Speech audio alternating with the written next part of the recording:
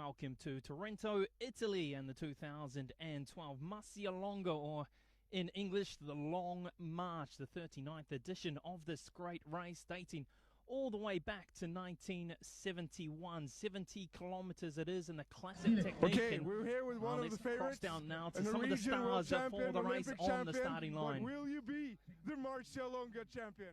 I hope to be, but it will be a really tough competition, and yeah, I have prepared a little bit the last 10 days, so I hope to follow the strong guys in the double pulling here, and hopefully I can do attack in the last hill.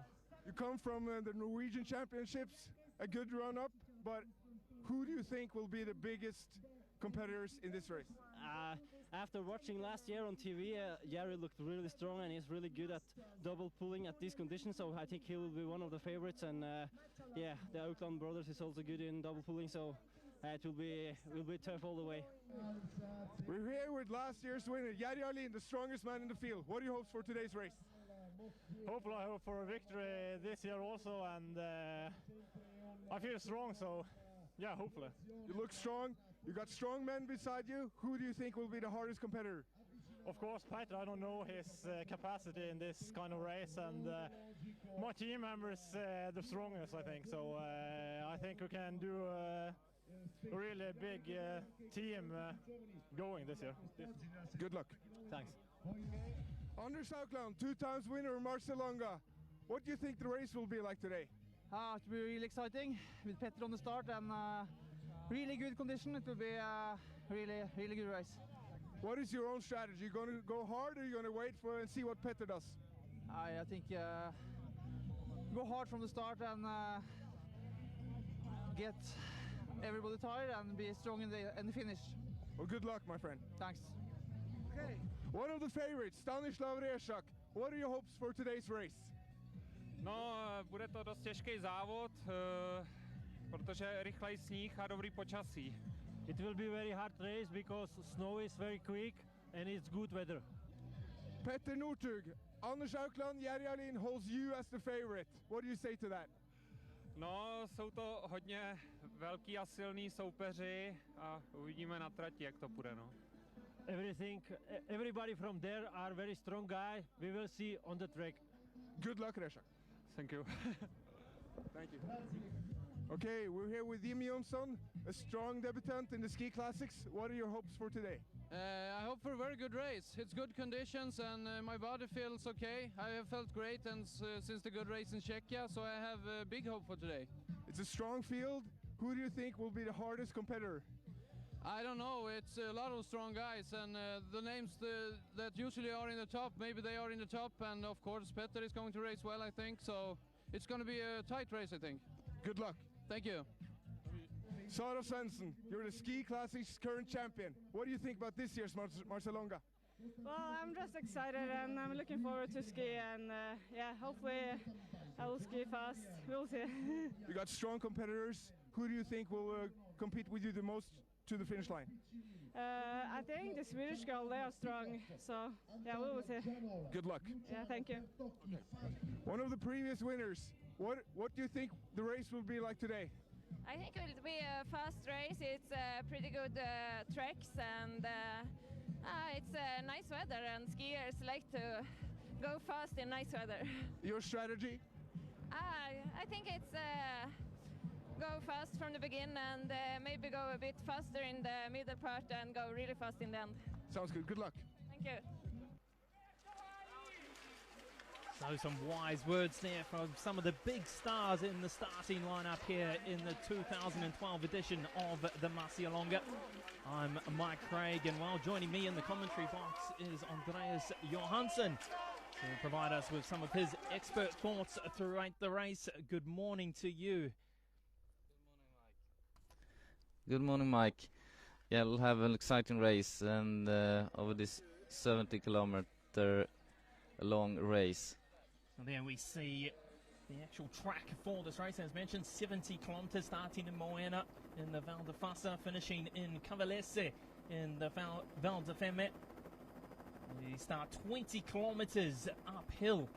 Quite a struggle at the start for the competitors, going through the villages of Soraga, Vigo, Pozza, Capitello and Canese, turning around in Moena. And well, it's all downhill from there. And we can see it in our first of 2 sprints in the race. 2 Kanazi, I should say, at the 18 kilometers. As well on top there, you see some of the results from 2011. Jerry Arlen here once again, 2 hours 49 minutes it took 12 months ago. He'll be looking to defend his title. As you can see, it really is a fantastic day here in Trento. And there you see the current leaders of the Ski Classics. Of course, this is our second race of 7. Stanislav Rajak leading the way for the men, while for the women, Sarah Svensson from Team Extra Personnel. Well, in the sprint standings, it is Jerry Arlen with 30 points, level with Stanislav Rajak. And there you see the starting lineup, the favourites in the men's. Jerry Arlen, of course, wearing bib number 1, our defending champion. Jürgen Brink, fellow Swede, wearing bib number 2. Matthias Fredriksson in number 4 for Team Xspirit, as well as Jimmy Jonsson, who had a fantastic race on debut in the Czech Republic, wearing number 7. Well, the Auckland brothers, we all know how good they are. Jürgen wearing 88, Anders in 87.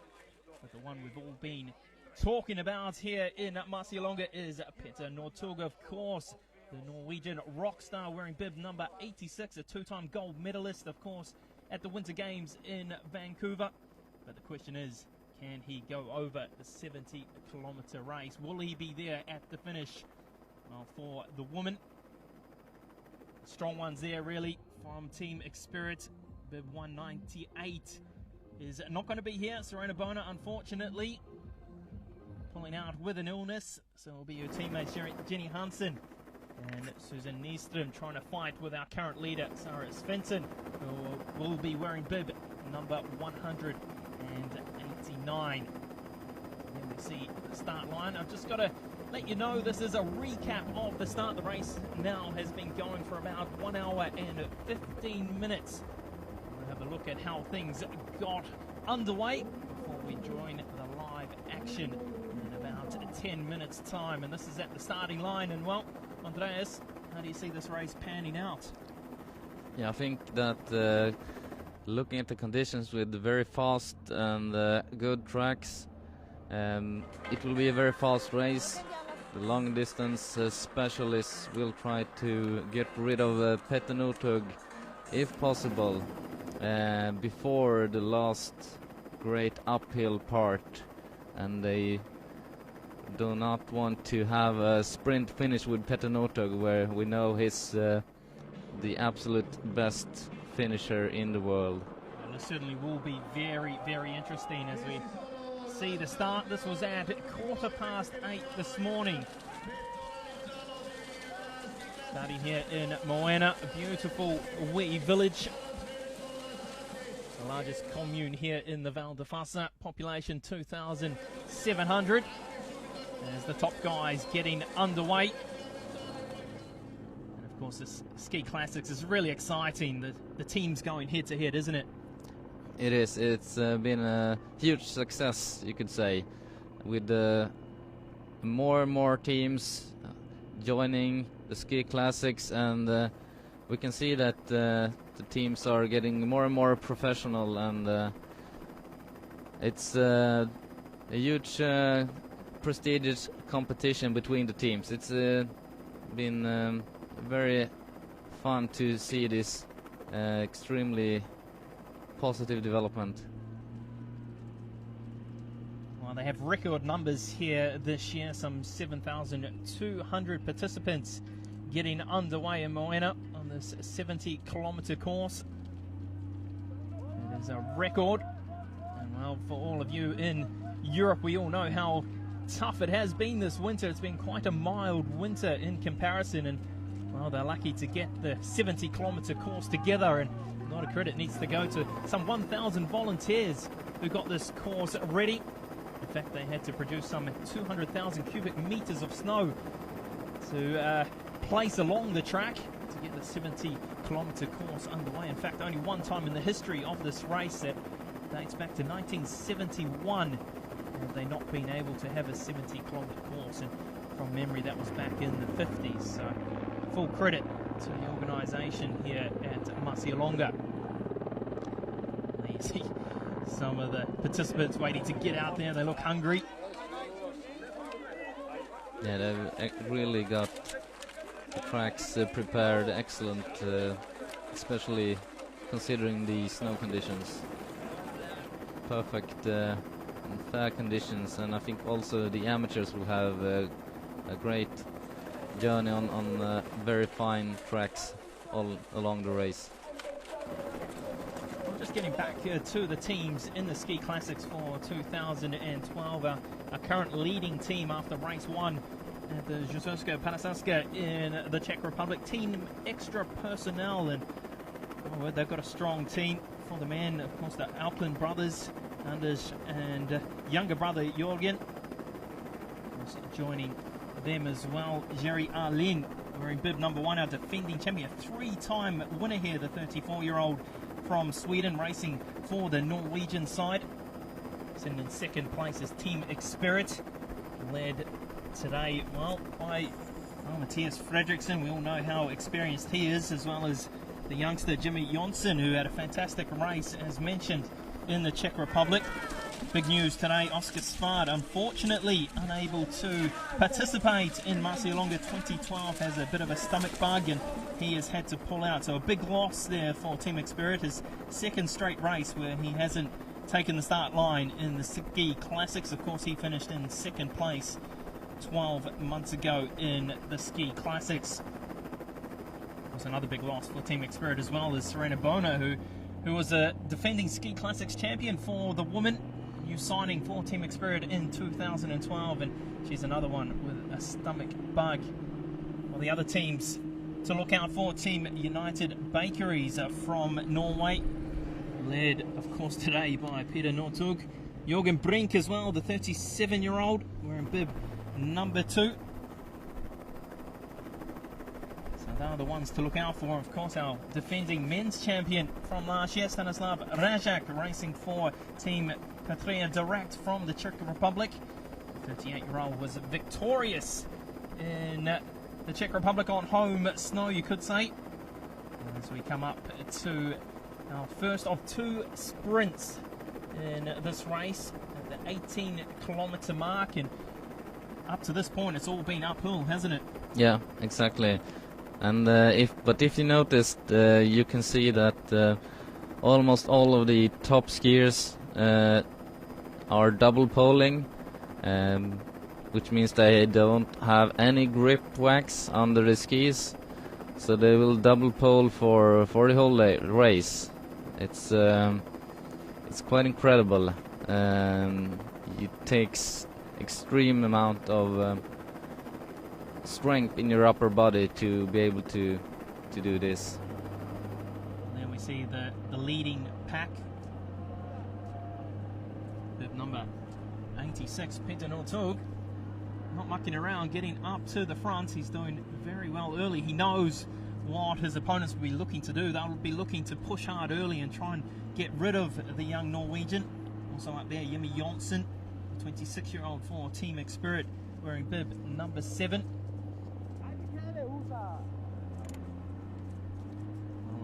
1:55.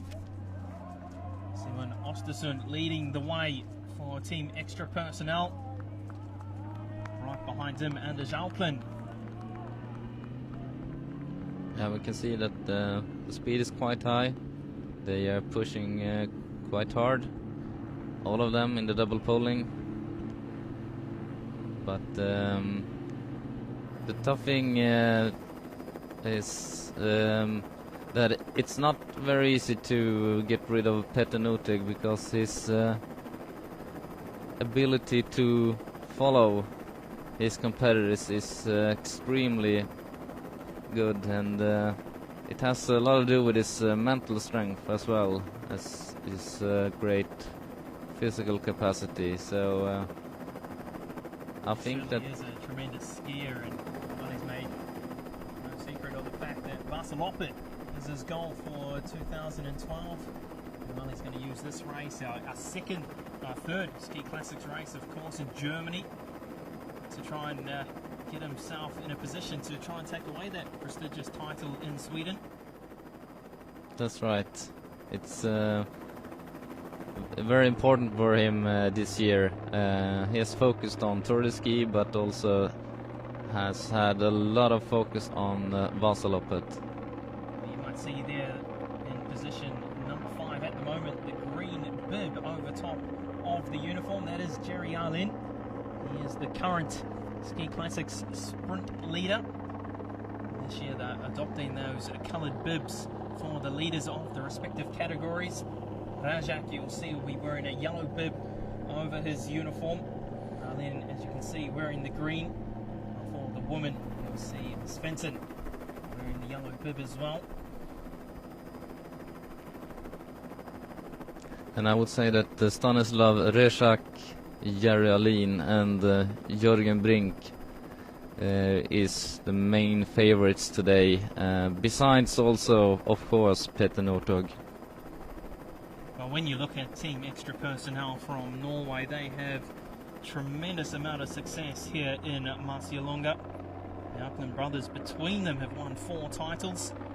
Anders winning in 2004 and 2008, while his younger brother has been just as successful. 2003 in a time of 2 hours 25 minutes 52 seconds, and well, 3 years later in 2006 he repeated the dose, although it was some 1 hour slower than that of 2003. Of course, as well, wearing the green and white of Team Extra Personnel, Jerry Arlin, a defending champion and 3-time winner here, so he certainly, you cannot count him out. Across the line 12 months ago in 2 hours 49 minutes and 10 seconds, and are we going to see a faster time today, do you think? Yeah, I think we'll see a little bit faster time this year. You see the big names already starting to make a little bit of a gap between their fellow competitors. As mentioned, this first 18 kilometers of the race pretty much uphill to the town of Kanaze for our first sprint stage. Of course, just a reminder, this is a recap of what has happened earlier in the race.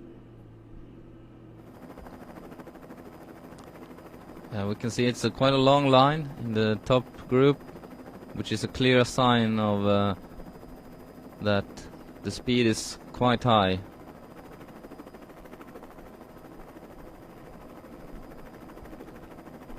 Certainly has been a lot of questions around Petter Northug.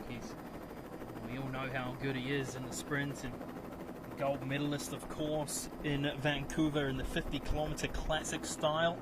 But he hasn't been over the 50-kilometer mark, and that extra 20 kilometers, how difficult is it going to be for him? It's going to be a challenge for him, I think, but he's definitely has the strength to go another 20 kilometers, I think. But the difference is also this different kind of tracks in, for example, Marcialonga and Vasaloppet, compared with the kind of tracks that he's used to compete in.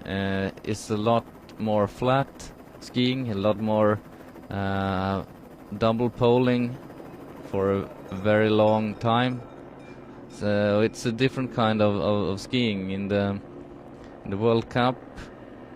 It's a lot of more downhill and uphill, so it's more of diverse kind of skiing. So here you really need to be strong and have an exceptional endurance in your upper body, double poling for a long time. And we haven't seen how good Petter Northug is at that. Well, he's just 26 years of age, and when you look at the guys he's competing with, he's up against real experienced veterans, guys who've been around a very long time. You know, of course, you look at Anders Alkland, 39 years of age, Jerry Alin, 34. You know, all these guys have been around a very, very long time. Of course, Stanislav Rajak, our current defending champion and current leader in Ski Classics 2012, 38 years of age. So they've been training for many, many more years than that of Northug. Yeah, and in long distance skiing, it is an advantage to have more years of training before you become a really good long distance skiers. So that's a disadvantage for Northug, being so young. But if anyone should be able to do it, it's Petter Northug. You saw there the leading pack, and it's all the big names still leading the way. Anders Alkland. Behind him is teammate Osterson, the youngster in this team extra personnel. You see back there in about 7th, 8th position our current champion Stanislav Rajak wearing the yellow bib. So it's all the big names up there. Yep, they are, definitely. And Anders Auckland has won Marcialonga a couple of times, but the years when he has won, it's been a little bit different weather condition, with a lot worse condition, you could say, with a very long race time. So it's not really his kind of track conditions, and it's a little bit too fast race. Anders Auckland is perhaps one of the best skiers when it comes to long uphill skiing. And this race today here is with these conditions is more well suited for the strong double polers like Stanislav Reshak, Jerry Alin, and actually also Anders' younger brother Jörgen Auckland is exceptionally strong in long double poling. Well, Anders really does have some fond memories here, latter stages of the race that goes through the Val de Fermet.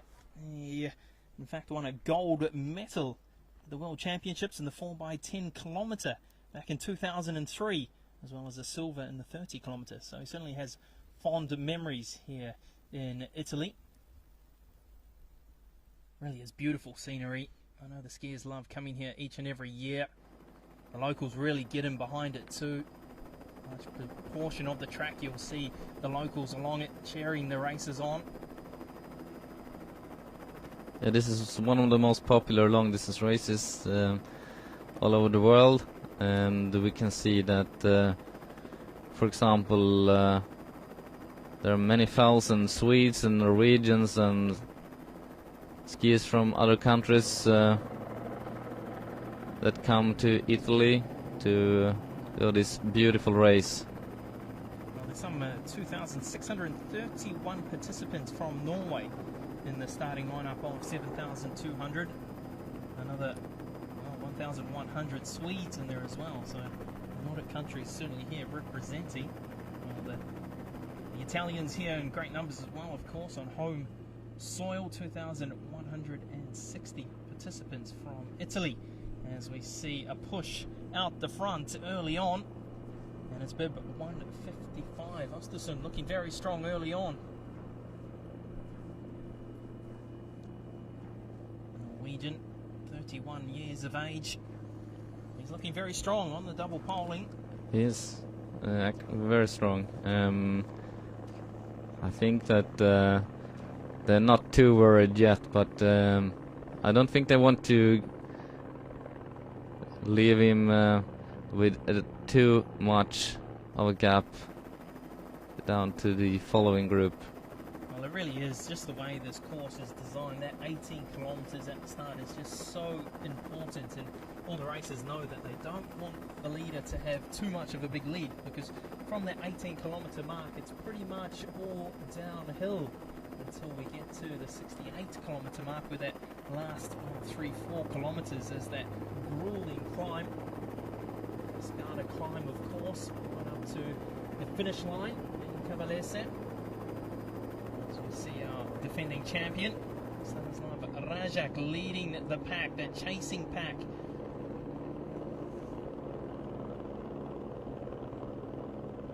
Yes, he's followed by Jerry Alin, and I think they're closing in on Simon Östensen. The Marcialonga historically almost always is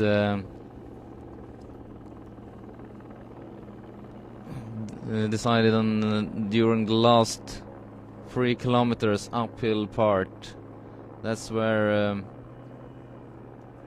things always seems to happen. It certainly is very, very exciting. I mean, Yeah. 12 months ago, if you didn't see the race, it really was a tremendous finish. It was between 2 skiers, Jerry Arlin of Team Extra Personnel and Oscar Svard of Team Xspirit. Unfortunately, as mentioned, Svard not here today, but it was the two of them as they got to the climb, and it was that strength, the double poling of Arlin that was just too much really in the end for Svard.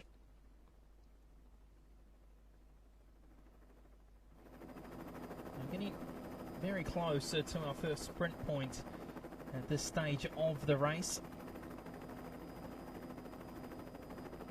What's your thoughts on the sprint stage? It's a new thing that's been introduced. Of course, it was in last year, but it's a great idea, and it adds extra excitement really to the ski classics, doesn't it? Yeah, it does. It makes the race more exciting all along. So it's very interesting, and it's the tactics becomes somewhat more interesting, because the skier really has to think about how much energy is worth spending on chasing in the sprint points, and without risking to getting too tired to be able to win the whole race. So it's a lot of tactics. Well, last year it was Jerry Arlin who walked away with the golden, well, I should say the green jersey, the Ski Classics Sprint champion. And he's our current leader in 2012 after the one race, of course, in the Czech Republic.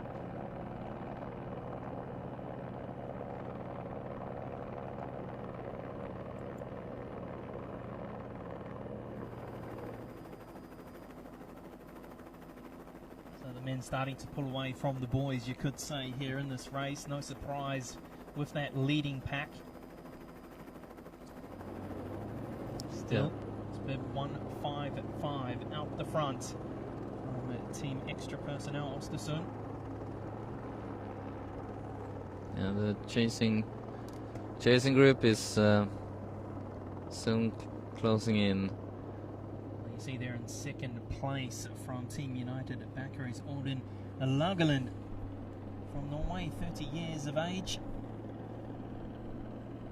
Was always a threat last year, but he didn't really push a podium finish, did he? In fact, he finished in 7th position in Ski Classics 2011 with 91 points.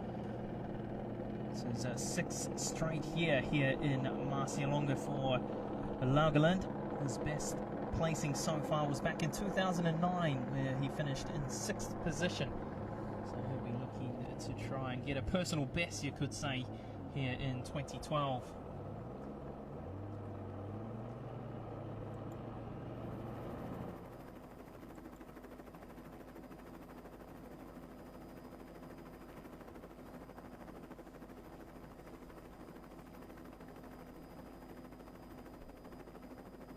You mentioned early on these skiers won't have too much wax on their skis, will they? That's right. Since the tracks are so fast today, it's hard and a little bit icy snow and a couple of -degrees. So the skis will be gliding very well, and under those circumstances, a lot of the best skiers choose to go without any grip wax at all and relying on their upper body strength in the double poling.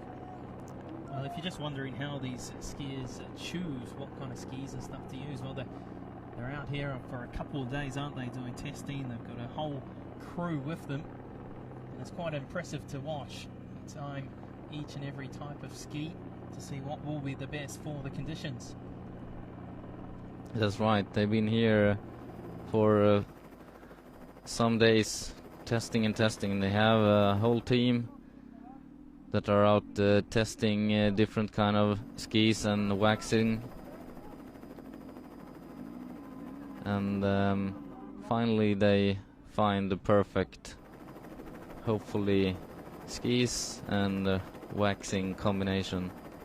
Well, it certainly is very, very important. And, there is the saying that a good tradesman never blames his tools, but in cross-country skiing you need to have the right tools to get you to the finish line if you are to push for a podium place. Definitely. I know 12 months ago Team Spirit really read the conditions a little bit wrong. The women really struggled a little bit. Exactly. The last race in Czech Republic in Dzidzerska Padesatka was the weather condition was very hard. It was around 0 degrees and a little bit of falling snow. So and in those conditions the waxing is quite difficult.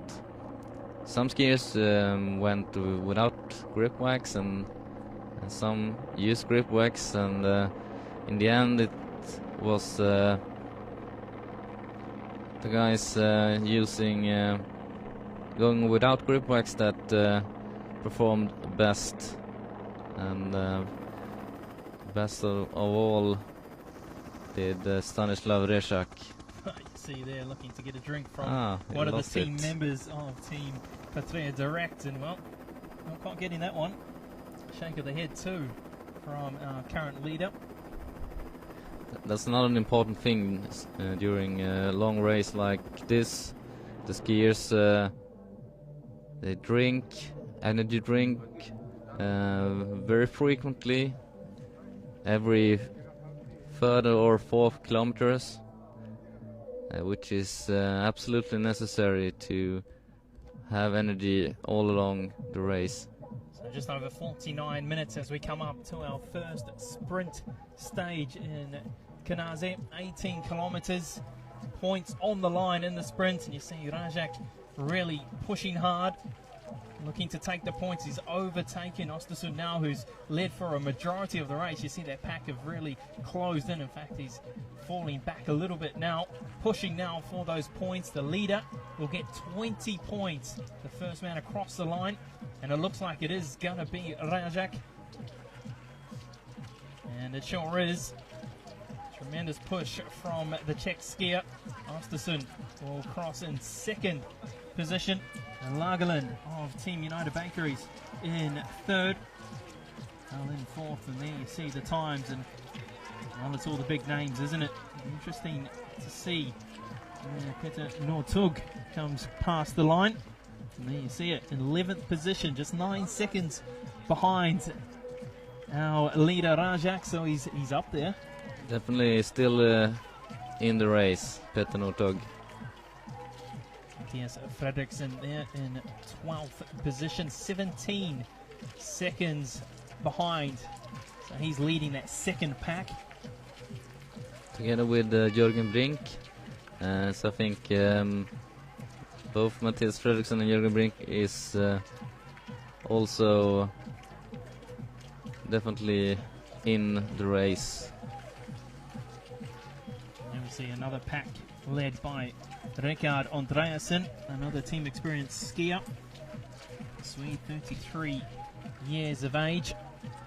We're just back to that sprint. It's just the top 5 skiers past the line earning points for the ski classic sprint category. 20 points for the first man across, 15 for 2nd, 10 points for the 3rd, 5 for 4th, and 3 points for the 5th skier across the line. And with Rezak taking that out, he will overtake the leading skiers in the ski classic sprint category from that of Jerry Arlin. Well, Jürgen Auckland is quite far back, isn't he? 1 minute 28 seconds behind the leaders. That's quite a margin to pull back as well. Two-time champion here, of course. It is. I think he'll have trouble to catch in with the leading group today, Jürgen Auckland. It's 1.5 minutes is too long, and it must depend on him having well, not the best day today, Jürgen Aukland. So looking now for our top woman. It'll be interesting to see how the women are going at the back of the pack. The fight between the two Team Spirit girls, Jenny Hansen and Susan Nystrom, and of course our current leader for the woman, Sarah Svensson. Of course out here on the track as well is another Hansen. But she's changed teams this year, hasn't she, Sandra Hansen? Yes, that's right. Sandra Hansson last year competing for Team United Bakeries, but now started her own team, Team Moelven. But we haven't seen her so far today. Well, it's a big loss for Team United Bakeries, losing Sandra Hansen, of course, for the team. Category 4 Ski Classics is the first two men across the finish line of each race, and the top woman earning points towards the team. And well, for United Bakeries, they lost Hansen, of course, so they rely heavily on their men. We can see also we have 3 Italian skiers up in among the top 10 at the first sprint prize. And one of them is Marco Cataneo, very well-merited long-distance skier, who's perhaps the Italian skier whose chances of winning today is best. But he'll have a tough match to compete with the Norwegian and Swedish and Czech skier. So here we are, the live pictures as we pass back through Moena. And our front bib 157 from Team Extra Personnel. Damin, new skier into the lineup for Extra Personnel, 28 years of age from Norway. Third time here in the Marcialonga. His best position to date was 12 months ago, where he crossed the line in 10th position. Just looking back, looking for the other guys to push ahead. Rajak, there you see, popping out from the line. Slipstreaming going on there.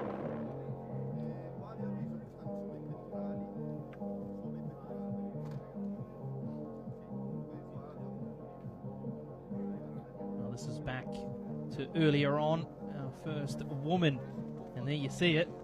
Two Team Experience girls going strong together. Yes, Susanne Nystrom followed by Jenny Hansson. Jenny has had a bad day with not the best skis in Gisarska Podesatska 2 weeks ago. Now she's back in the top. It'll be interesting here to see how much of a lead, in fact, they have over their fellow rival, Sarah Svensson. And well, there you see it. 1 minute 36 seconds. That is a huge lead for the team, two girls, I should say, from Team Spirit. And that's going to force a lot of hard work from Sarah Svensson.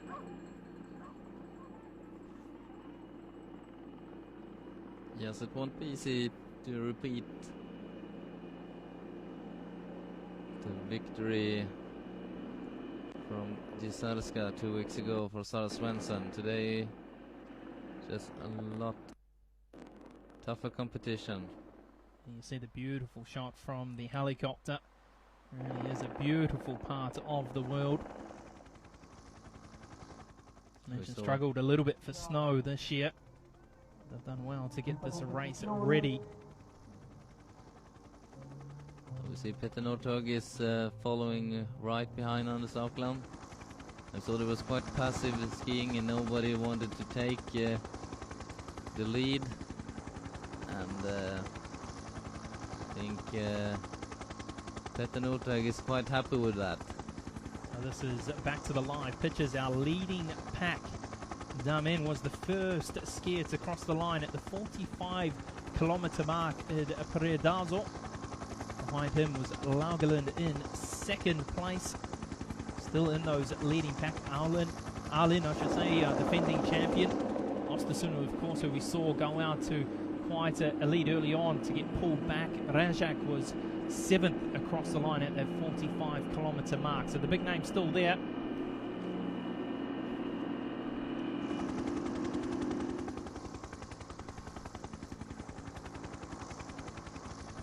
You see a group of about, what's that, 16?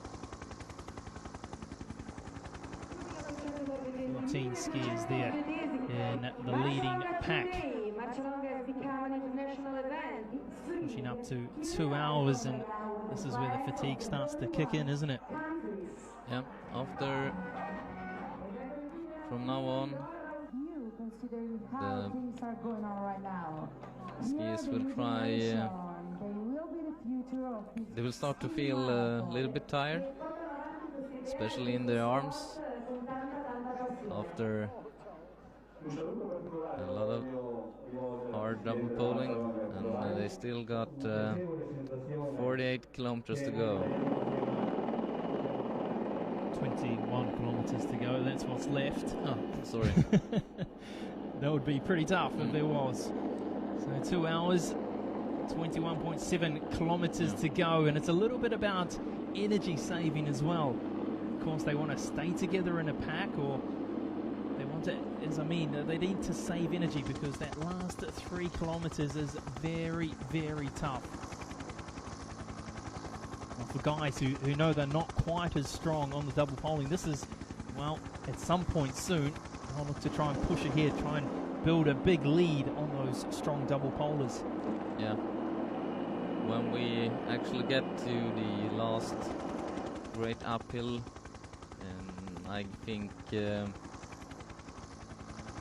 Alin and Reshak and extremely strong skiers will be very hard to follow. So guys like Anders Aukland and other skiers wanting to fight for a victory today needs to do something before that uphill, or really save energy to follow when the speed is increasing.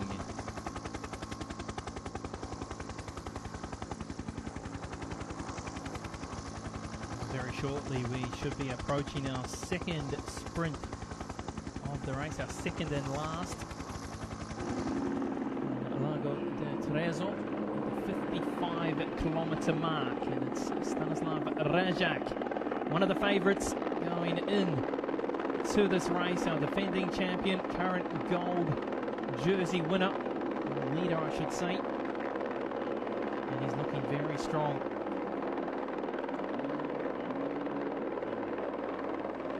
Reshak seems to be interested in catching a lot of sprint points. He's aiming to win not just the whole ski classic this year, but also the sprint award. It wouldn't be bad winning 2 categories, would it? And that would be he doesn't very really have. They don't really have a chance, really, in all honesty, with regards to the overall team. Only 2 real strong skiers for Patria Direct, himself and Peter Novak.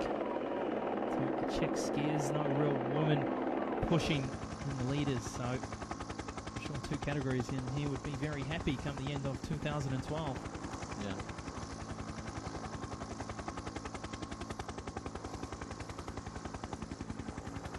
It's still interesting to see Peter Northug. He's still up there. He's still in that pack. He's one of the 14 skiers leading this race, and well, many of people would have thought he would have fallen behind by now, but This is a danger, really, for these skiers. They'll be a little bit worried that he's still in there. Yep, time is running out. Comes to getting rid of Petter Northug. And now Here we see the push for those sprint points. Arlen there in second place. Gordon Logeland leading the way in bib 163. Rajak back in 5th position now.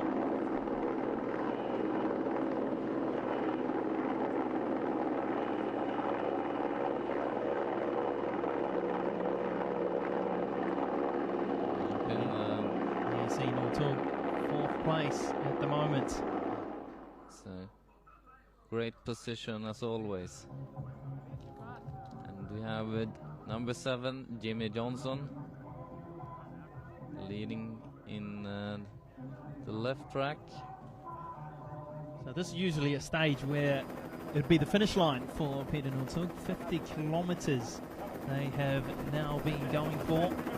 What's left in the tank for the Norwegian? 20 kilometers to go.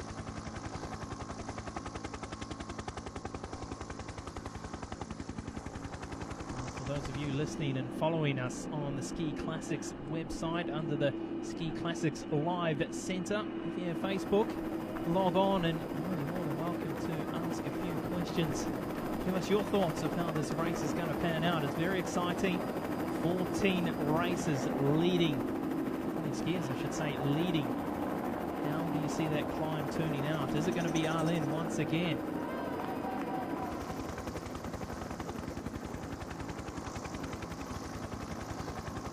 And then you see the younger of the Auckland brothers, Jorgen, leading the pack, doing his work at the front.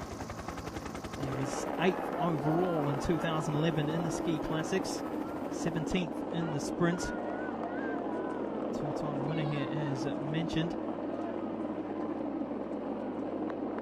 He's one of those skiers who can, well, have the privilege to say that he's won Vasaloppet, arguably the best and most famous long-distance skiing race, of course, in Sweden. Victorious there in 2008. Yeah, and you remember Jörgen Aukland was distanced by 1.5 minute, over 1 minute in at the first sprint prize. That's right, after 18 kilometers. It was about 1 minute 20 seconds, I think, from memory. So he's done extremely well to get up to the leading pack. It's quite strange. It's something must have happened in the beginning. Now he seems very strong. You just got to wonder how much energy was used to get back into that leading pack and how much that will affect him in the latter stages. Yes, that's could be that he wasted some energy there.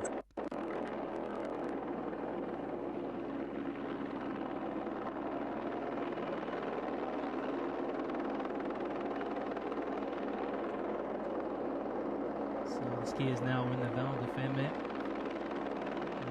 The World Championships have been here before and they'll be here again next year. So we'll see a few of these skiers probably back here to compete.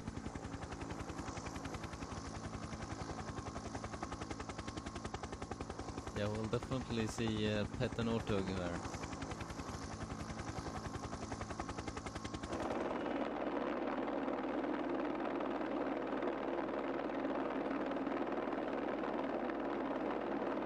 Some 7,200 participants here in the 2012 Marcialonga. If you translate that from Italian, means long march in English.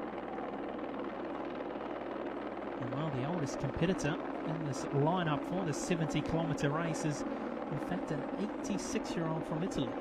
So that's very, very impressive. Yeah. The youngest skier being 18 years of age from Sweden. 14 participants in the starting lineup where it's actually their birthday, and well, for me personally, I could think of a different way to spend my birthday, but oh well, it'll be quite an achievement when they cross that finish line.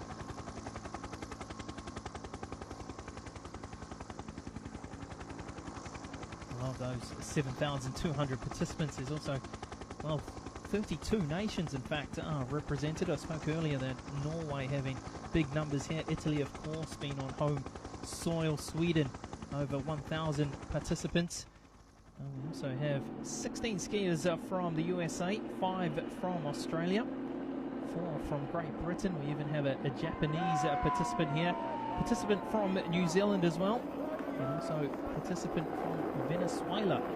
So 32 nations represented. So it certainly is an international event, you could say. Yeah, and what a beautiful environment to ski, and we will have also sunny weather for them today. It certainly is perfect conditions. Talking to a lot of these participants before the race and days leading up to this race, they really do love coming here. It really is picturesque. It's fantastic scenery. As mentioned, the locals really do get in behind them as well.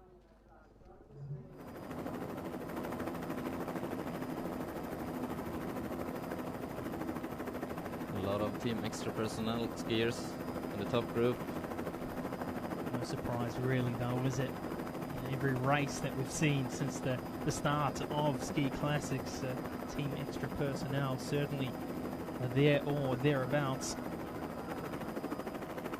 Such a strong lineup, and now with Sarah Svensson doing well in the women's category, they certainly are the favourites to take it out for the team category in 2012.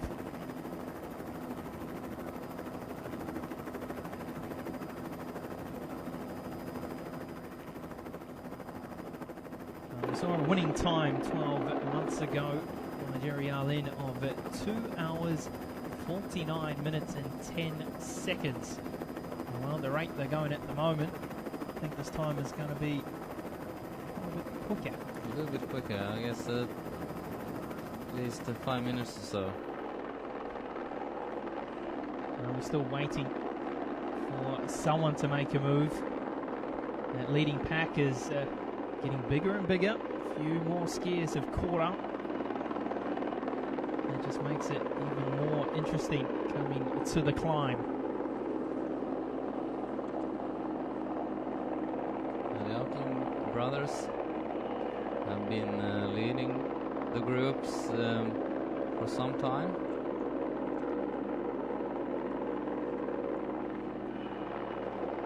You see the two Auckland brothers on the left of your screen, 87 Anders.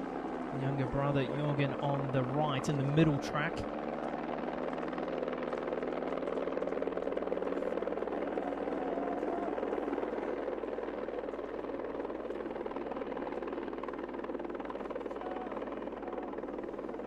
On the right track there from Team United Bakeries is Thomas Hendrickson, a 33-year-old from Norway.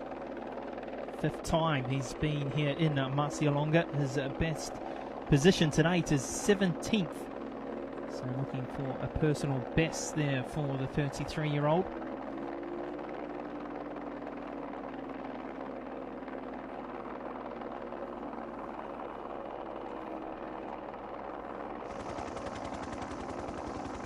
As we get very, very close to our second sprint stage. See the graphic, Lago de Terezo, 55 kilometers.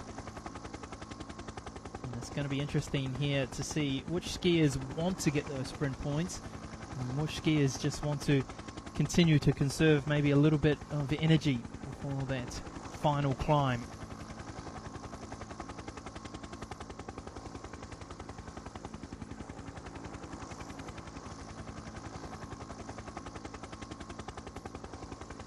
Beautiful shots from the helicopter overhead.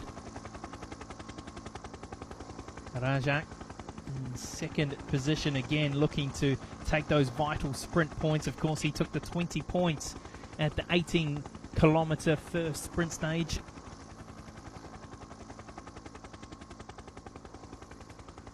Now, current sprint champion right behind him. Jerry Arlin, of course.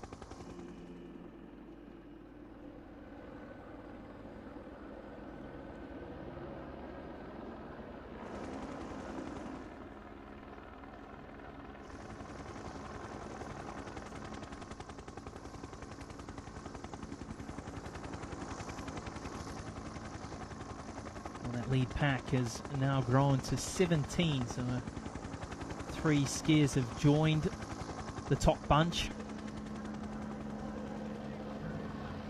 They come around a curve here before they cross that sprint stage, 55 kilometers.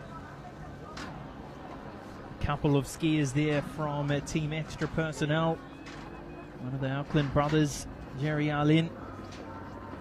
Reshak is definitely interested in getting more and more sprint points.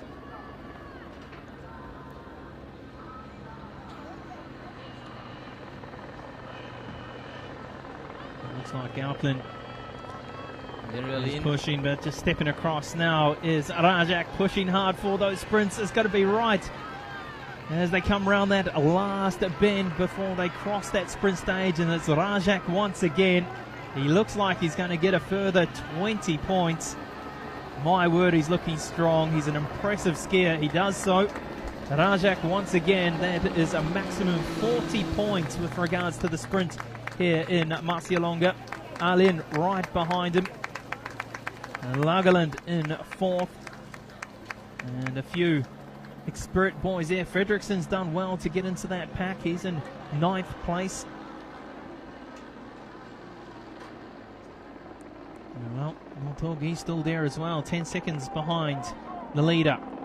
You see, just pulling off the throttle a little bit there, Rajak. He's got his points, he's wide on the course.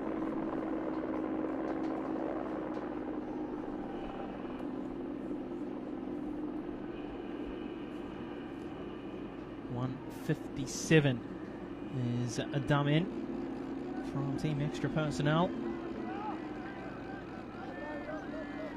Another skier trying to have a personal best here in 2012. Best position he's come here at Marcialonga is 10th, and that was 12 months ago in the 38th edition of this race. And here we have our second group, you could say. Well, it's not really a group, is it? Just 2 skiers led by Andreasen from Team Spirit. Quite a bit of work for Andreasen if he's to get into that leading pack. I'm very impressed by Reshak so far in this race. Seems like he's been able to win the 2 sprint prize quite easily.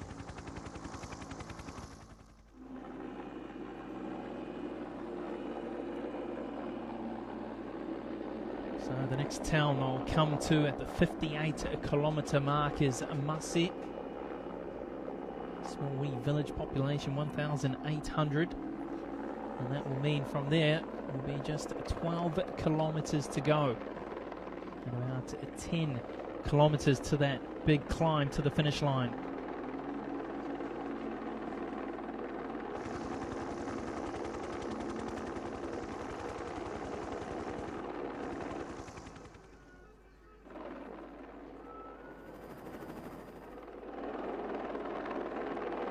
He certainly is a smart skier, isn't he, Rajak?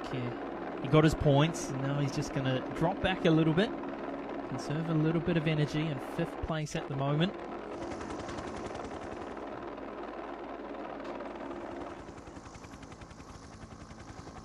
Well, Jerry Arlin hasn't really been able to match him on those close stages on the sprint.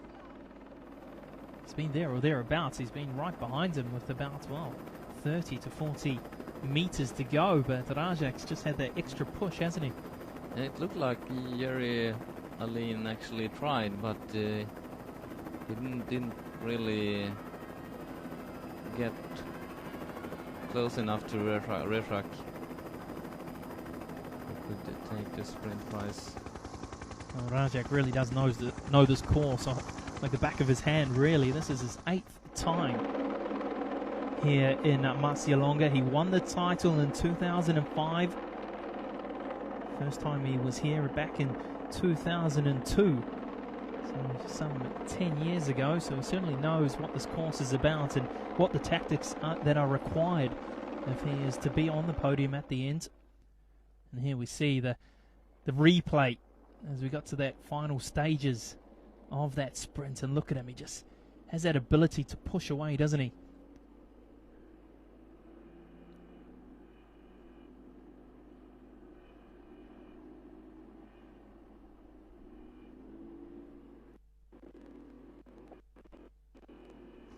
Tremendous skiing there from Ranjak. So 40 points for him. And one thing is for sure, when we go to Germany next week, he will be wearing that green bib. And then we see the current standings at that 55-kilometre mark. Ranjak in the lead. Anders Auckland, he's there or thereabouts in 8th position. A couple of experienced boys there, Johnson and Fredriksson. Really is sad for Team Experience to lose a quality skier in the form of Oscar Svard once again.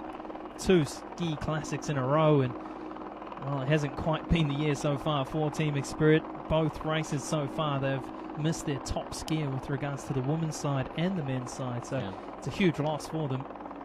Definitely. But the other skiers in Team Experience has really performed well.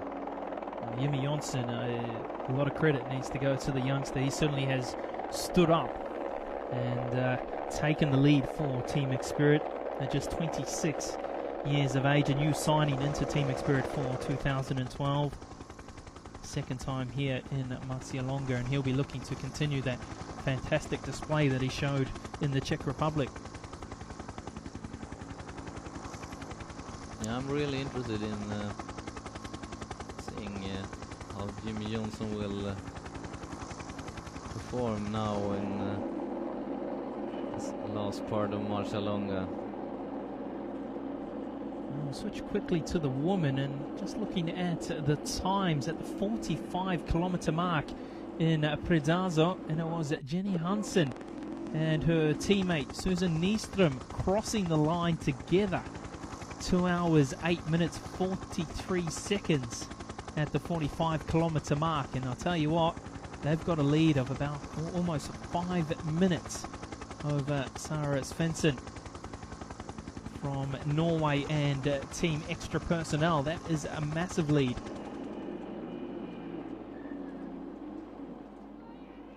So the Spirit girls doing very, very well. Yeah, very, very impressive. I think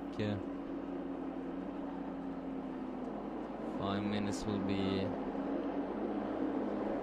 way too much for Sarah Svensson to take in.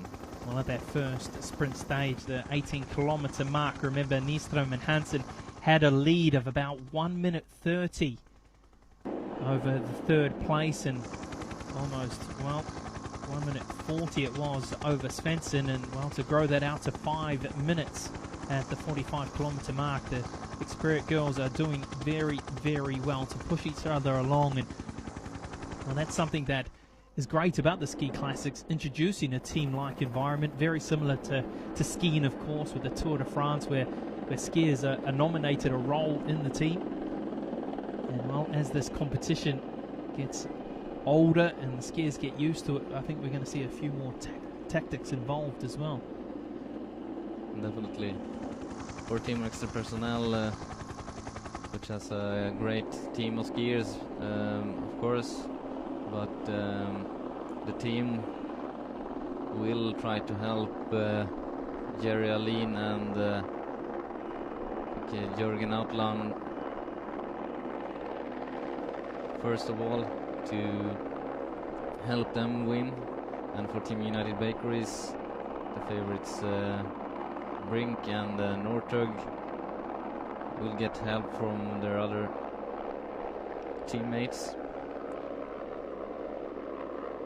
I'll tell you who's doing well at the moment from Team United Bakeries is Odin Lagerland. He's looking very sharp. Bib 163. Brink just stepping back a little bit. The Swede, of course, in the Norwegian team.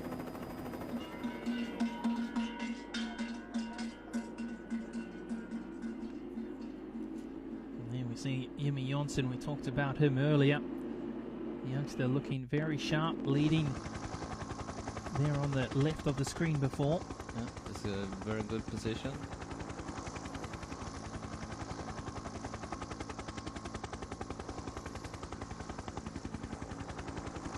Still about 17 skiers in that lead pack, and with 11.7 kilometers to go, I'm sure very soon we'll start to see a little bit of action. Yeah, and everyone must have a good position entering the uphill part. Oh, Almost a excellent. bit of a collision there. It was Jürgen Auckland almost hitting a support crew there running across the track. It could have gone worse. It could have been a nightmare for the Norwegian. We'll see it here on the replay. And I've no idea what he was trying to do. I think he was trying to get on that far side to get the drink to his team. You need to have a very good position up in the front when you enter into the 3 kilometer long uphill part, because when they come there it will be maximum speed, and then you need to be very alert. Certainly a lot of guts and determination required. Really is phenomenal what these guys can do. Really are true athletes to be able to be continuing to push hard with 11 kilometers to go in a 70-kilometer race. It truly is exceptional to watch.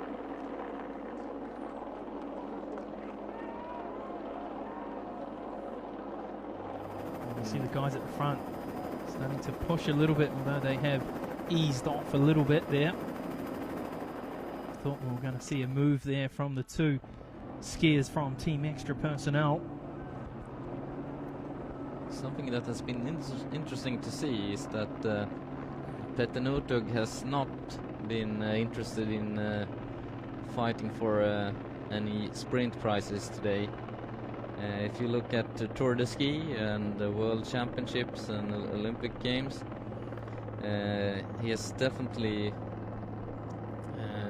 well, in the Tour de Ski, has definitely been fighting and winning almost all of the sprint prizes. But I think Petter Northug has somewhat more respect for this distance, and he doesn't want to take that risk to waste his energy on sprint prizes. Definitely, he needs to play it smart, that is for sure, and he is signed up for next week's race in Germany, Ski Classics 3, and as well as the Vasaloppet, but after that I don't think we will see him in the Ski Classics, so maybe he doesn't really care about those sprint points. You could say it's all about that finish line, is the goal for the Norwegian.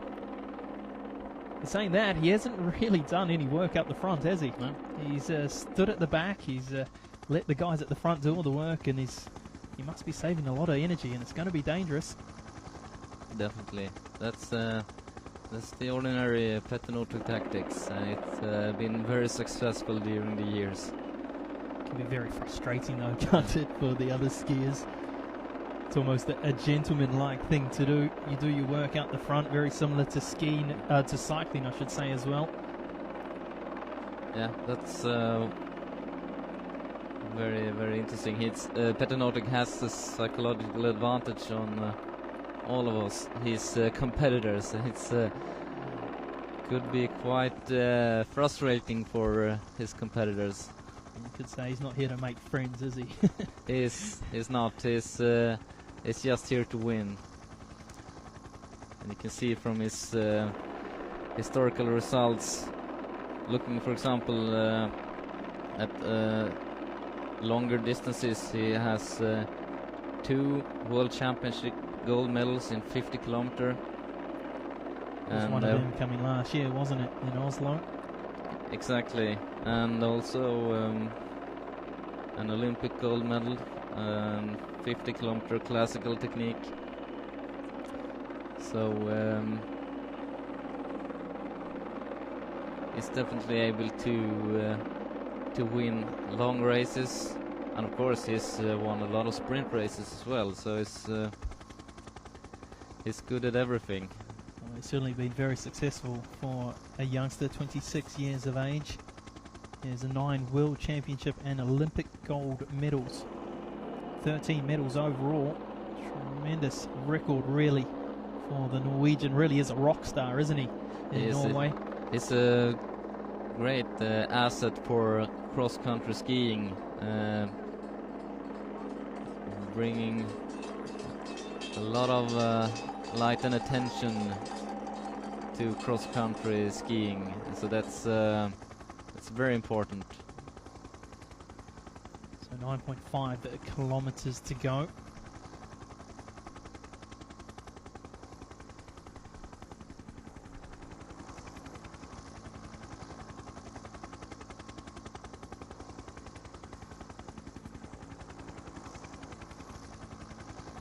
Well, that leading pack just starting to spread out a little bit now. Still the 2 boys from extra personnel leading the way.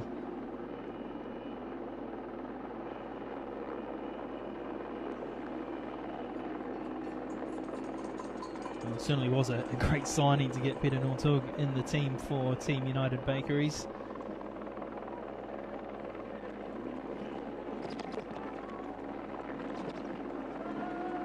Having himself and Jürgen Brink in the side, it really makes them very strong. Of course, also part of that setup, and I'm sure someone who was a major factor in Peter Northug coming to Team United Bakeries was Thomas Alsgaard, of course. Yeah. 40-year-old, not competing here today, working for Norwegian television. I'm sure he would have had quite a role to get the young Norwegian into the side. I think so. And of course, Team United Bakeries are missing Thomas Alsgaard, who is, even if he has really finished his actual career, he has been competing quite a lot in long distance skiing the last couple of years. He continues to pop up every now and then, doesn't he? Yeah, and he's has kept an amazing level of performance, and as late as a couple of days ago he competed in the Norwegian Championship, finished number 3. Quite impressive. Here we go, back in the field. This is our leading woman, Jenny Hansen and Susan Nyström. It's Hansen in the lead at the moment. Nyström right behind, doing very, very well in the absence of Serena Bona. It's a great advantage for them to be together and help each other.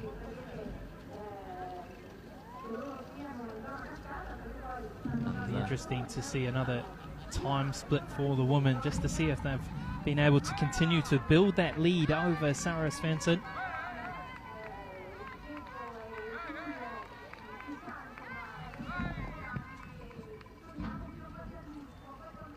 Jenny Hansen, 2-time winner here in the past, victorious 2008 and 2010.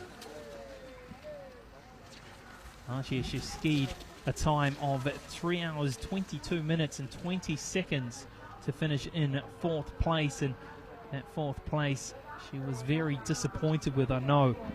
And she wants to be on the podium, and well, at the moment that is looking like a certainty unless something major is to happen here in the latter stages of the race for the woman.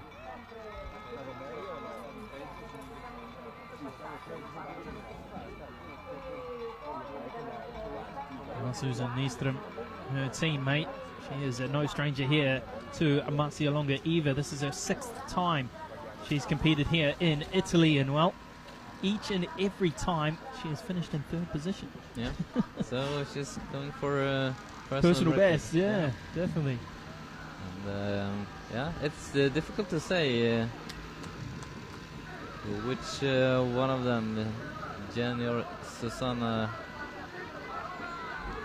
has the best chances of winning today. They have both. You got to wonder, do they really care? Of course, it is nice, but they are teammates nowadays, you know, and it'll be interesting to see how far they fight. So 2 hours 32 minutes 20 seconds, Hansen, over the 55-kilometre mark, leading the women's race here in the Marcialonga 2012.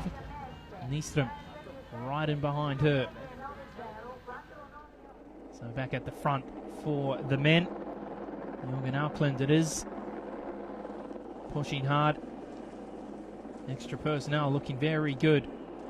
3 skiers in the top 4. And now it's definitely high speed. We see Auckland pushing hard. Well, with just 7.4 kilometres to go, the action is going to pick up, I'm sure.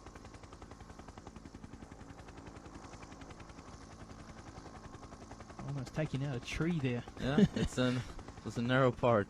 Oh, it was Anders, the 2 Auckland brothers.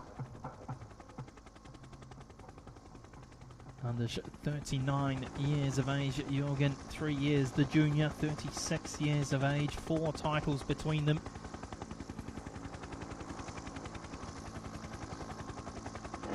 I think they want to get their competitors tired before the uphill part. Well, you talked about it earlier.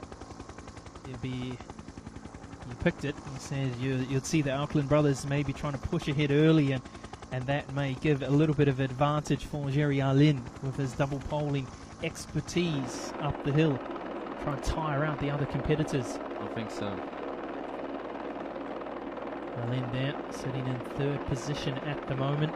Continuing to look good is Auden Laugerland. He's been there or thereabouts the whole race, leading early on for Team United Bakeries.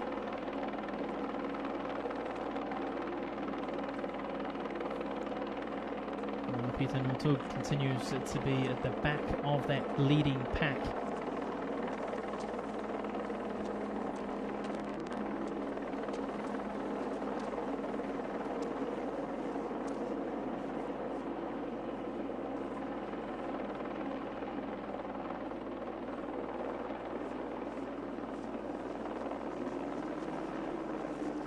Two teams entered in the Ski Classics for 2012.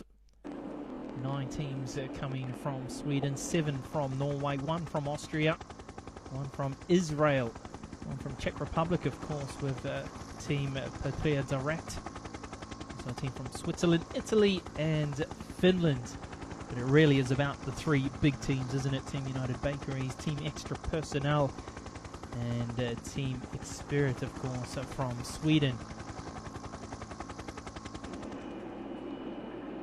New team in the competition this year who did very well at the Juzuska Panasaska was Team N Pro from Norway. They looked very strong, didn't they? Their 3 skiers doing very well, all coming inside the top 16 there in the Czech Republic. Of course, that was just a 50-kilometre race, though, wasn't it? Yeah, very good skiers.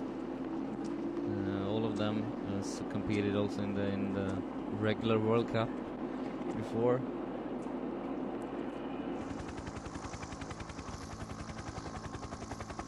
I see someone trying to pull away here at the front. It could be Laugerland. That's what it looks like.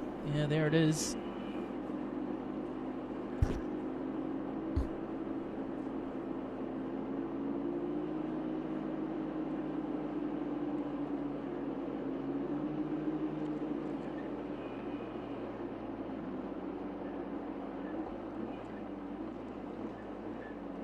Just under 6 kilometres to go. 2 hours 36 minutes. We're going to be pretty close on our finishing time of last year. Yeah. 2 hours 49 minutes 10 seconds for Jerry Arlin. Will be not much faster.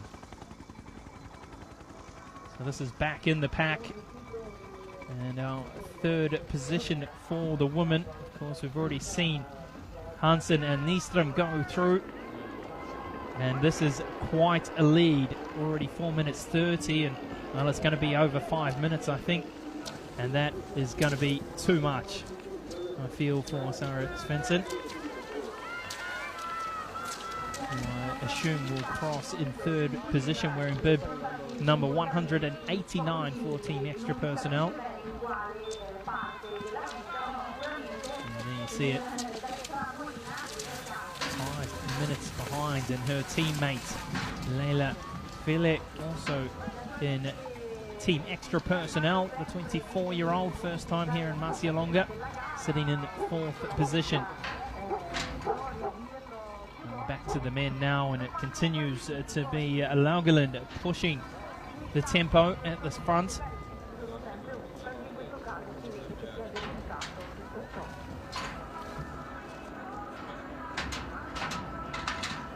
Staggered, aren't they? Still, it's quite a pack. Yeah, it is. Jürgen Auckland is still very active. We can see Nortug back in the end of the leading group.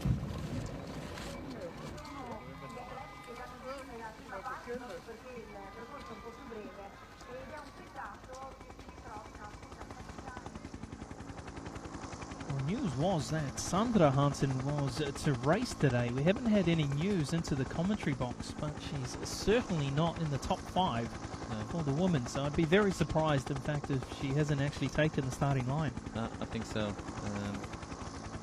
Then she should have been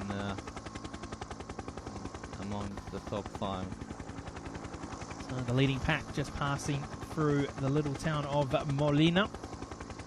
The 5 kilometers to go, crossing the bridge.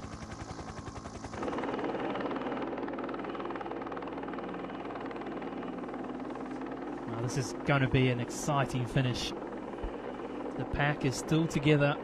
It really is anyone's race, and well, you'll be a brave man to pick this one. Yeah. It's, looking at the race so far, I'd say Reshak has looked strongest, but Jerry Aline will definitely be. I see Jerry now going up, taking the lead, and pushing very, very hard. And I think Nortug is in the second group. There's somewhat of a gap, and I wonder if Nortug now is has trouble following. The question is he starting to feel the pinch, the young Norwegian, in his first real long distance race? There you can see him.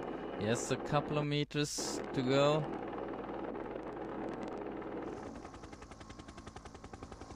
So you're trying to say before, if you were to put your money on, you'd put it on Stanislav Rejak, would you? Yeah, I think Rejak is my favorite for now. And you see our first skier for Team N Pro, and well, what colour would you say that is? Pink or a dark pink maybe? 153. Bore Nice from Norway, the 30-year-old. He's still in the pack.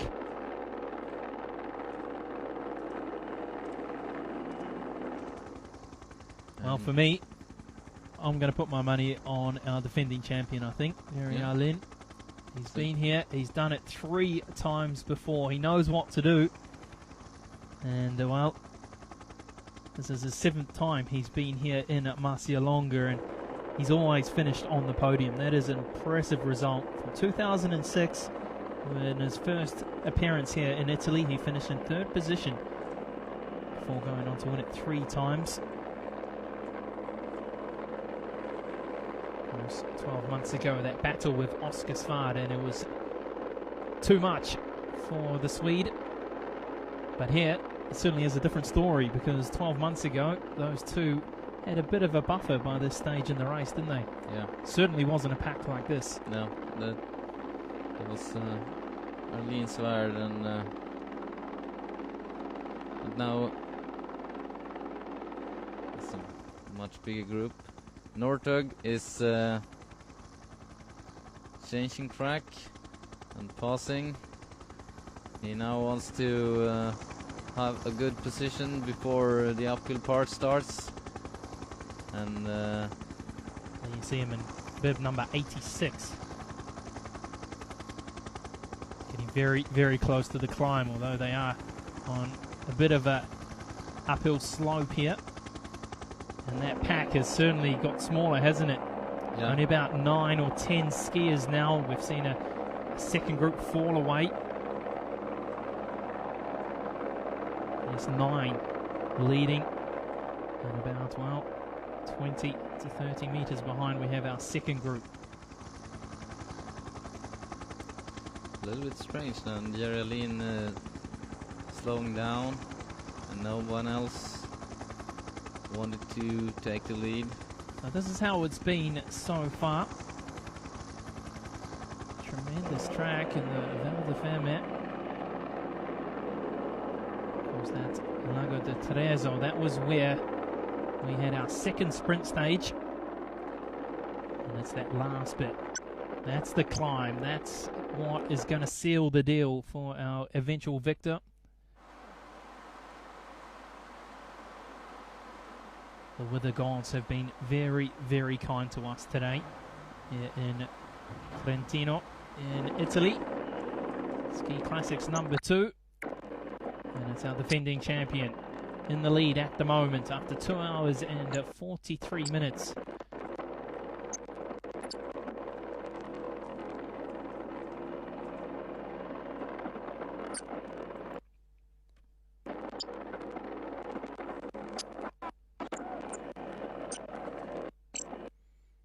We're just having a few picture problems there from the camera down there in the action with our leading group.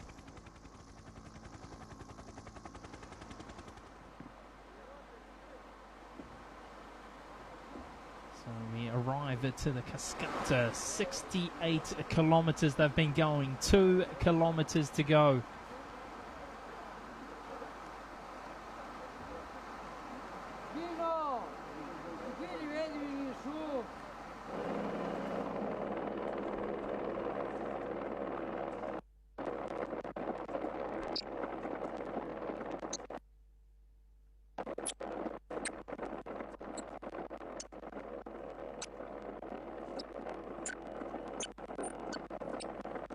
They've got to be very, very tired, boys, at this point.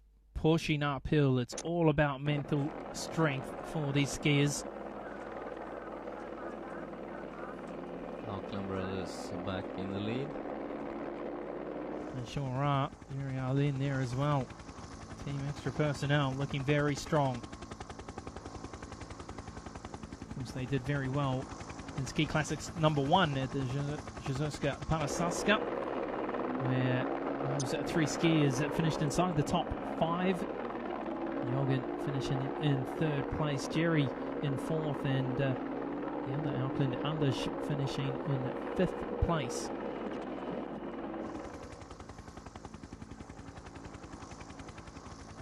Talk still there. On the right-hand track. And now we're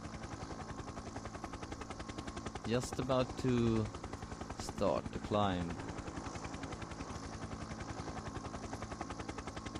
And now Northug needs to have a good position. When you say about a good position, what is a good position when we're coming up to this climb?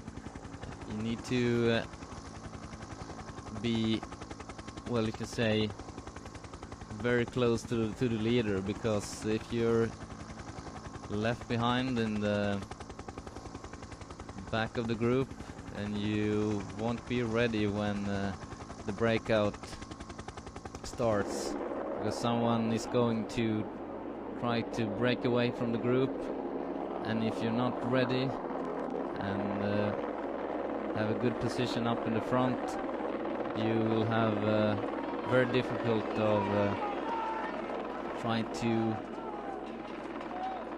catch up. Do you continue to try and stay in behind the leader, try and continue to slipstream, or do you try and get on your own track and try and push it yourself? You saw Jerry Allen out on his own for a little bit there before jumping in across, as you see Rajak jumping across now. I think for a guy like Northug, he wants to stay as close as possible behind, just to follow. He wants to take the victory on the last 100 meters. But I think Auckland, Reshak and Arlene, they want to go away in the uphill part, so they will take their own track and try to just push away. Well, the TV camera may not show it, but this is quite a climb. You can see the skiers working very, very hard. It is very steep as they push to that finish line. The 39th edition of the Marcialonga. Team Extra personnel looking the strongest at the moment. They already have 7 titles between them here in Marcialonga, looking for title number 8. I'm a little bit surprised that Anders Auckland is the one in the lead in this part. He's looking very strong. Well, we're seeing the 4 pull ahead, building quite a lead. Jimmy Jonsson in 5th for Team X-Spirit. As Team Extra personnel of the addition of the gold jersey, Stanislav Rajak, of course. And they're building quite a lead now, aren't they? Yeah, and I think we can say that Peter Northug is not going to win today. He has 20-30 meters soon behind the top 4 with Auckland, Arlene, Reshak and Jürgen Auckland. Saying that, he is a gift from God, isn't he, with regards to skiing? And I mean, nothing would surprise me from Peter Northug, but you're right, he is certainly falling behind, and on the steep climb it is very hard to pull it back. And we see that Anders Auckland is getting a gap behind, back to Jerry Arlene, and Reshak has trouble following Arlene. Auckland looks like the strongest skier right now. He's looking very good. He's got about 5 meters on his teammate. You can see it. Very, very hard work. Double poling. Anders, I mean, it is Jürgen, I should say, the younger brother. And he's looking very good. It's difficult to see from the pictures, but it's definitely uphill.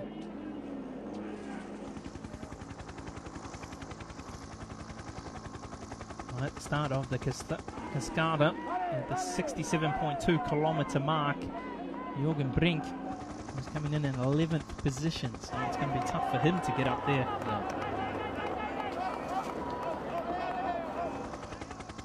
Well, he's continuing to pull away, and he's continuing to look strong. Over 10 meters now. Auckland ahead of teammate Jerry Arlene. Well, 3rd place, Stanislav Rajak still in the hunt, but there's still quite a bit of work ahead for the Czech skier. Maybe Reshak wasted too much energy on his sprinting for the sprint prize. Well, the top 4 is going to be out of these 4, I think. Yeah. The rest have really fallen behind since the start of that climb. And he's continuing to look good. The breathing looks good for Auckland. And with every push, it's like he's pulling ahead even more. Yeah. Although Jerry Arlene has been here before, he knows what to do, and it'll be interesting to see how much energy really is left in the tank. Yeah, you're right, Mike. He's at this point, it's just mental strength. Try to not to feel the pain in the arms. Oh, look at him now. That is a huge lead for Jürgen Auckland. This has been impressive. From the start of the climb, he has been in absolute control. This is further down the pack.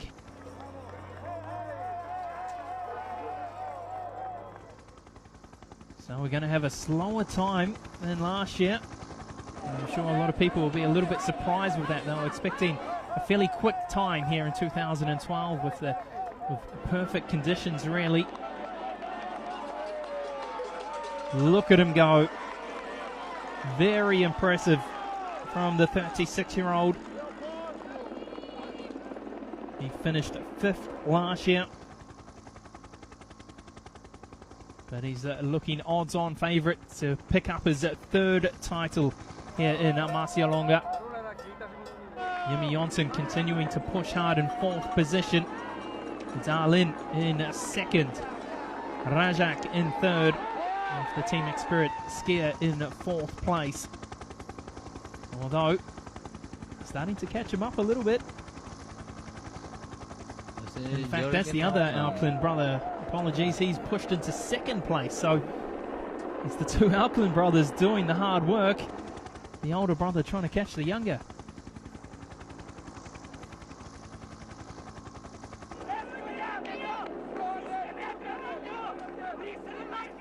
Getting some encouragement there from the support staff.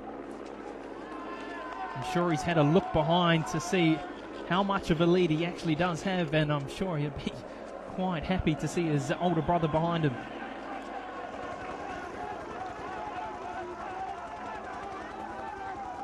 So there you see the lead on the left of your screen. That's the gap between 2nd and 3rd. And it's quite a big distance up to our 1st place, our leader. What an impressive performance by the Auckland brothers. And Jörgen Auckland is pushing the last part of the climbing. I'll tell you what, they're closing that gap. Yeah. They really are. It's only down to about 10 meters now. Yeah, Anders has done a very strong finish the last couple of 100 meters. And Jörgen needs to really fight it all the way to the finish line. It really is a tremendous finish through the housing here in Cavalese. The locals out. It really is a big occasion for the people of this area. Tremendous tradition in this race. 39th edition. And well, it looks as though for the 5th time in the history of this event, we are going to see an Auckland name on the trophy.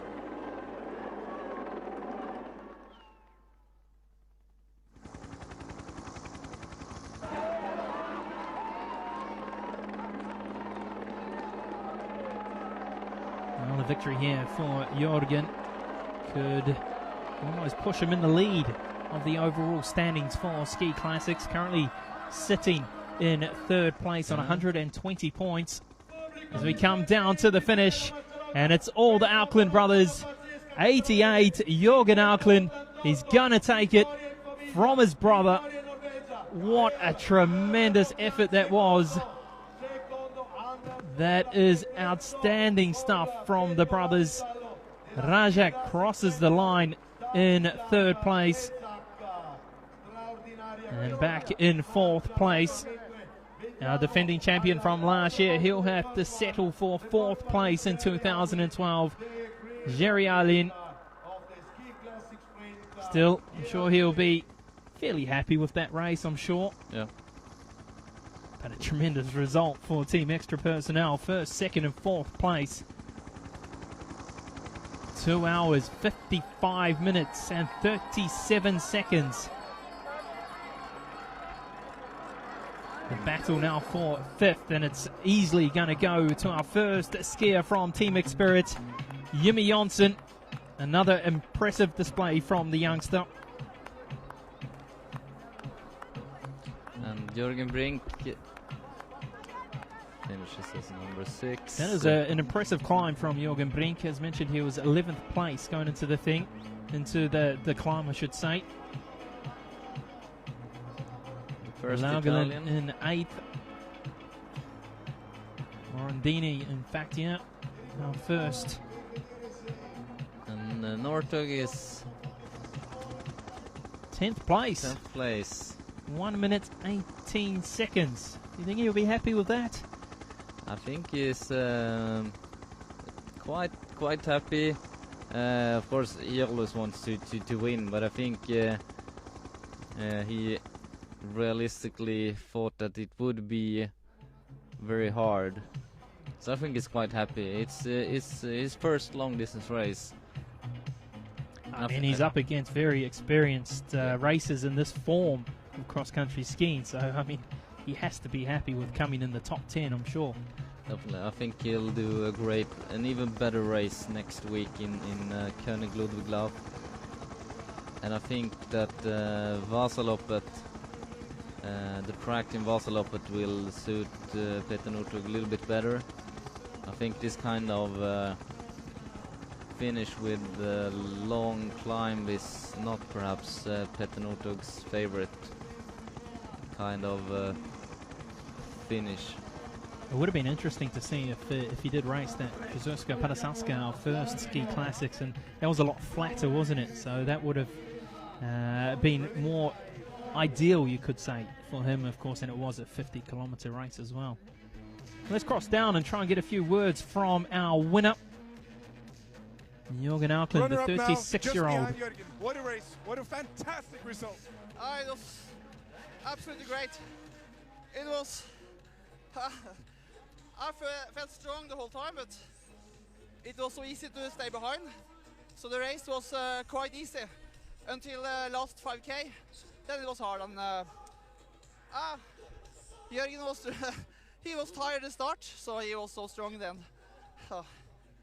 What were you thinking when you heard that Jørgen was over a minute behind after 20 kilometers, and then you see him at the last? I thought he was gone, but we talked together the whole time, me, Jerry and Simon, and we didn't want to set hard pace. We wanted to wait for him, and suddenly he was there, but then he was tired. It's incredible he could do that finish. And what about yourself? I mean, the last hill, you're not a favorite in the last hill, but still, you managed to pull up a second place. It was great. So, thank you. Congratulations. Relax. Well, apologies. In fact, that was the brother, 87, in second position, Anders Auckland, and he was right. What a race that was from Jørgen Auckland. At the 18-kilometer mark, remember, he was 1 minute 30 behind. And to come and take it out, that is absolutely tremendous.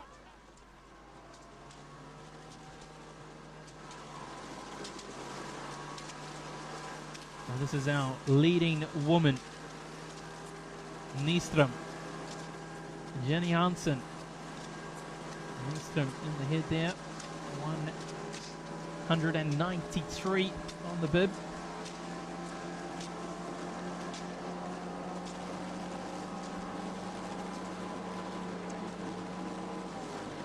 They are about to soon start to climb the last 3 kilometers.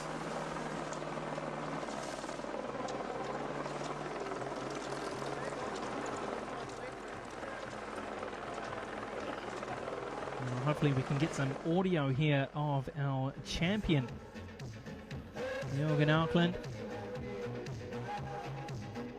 Beautiful day, beautiful conditions, wonderful support from the locals, and what a race it was. Very different from 12 months ago, but equally as exciting.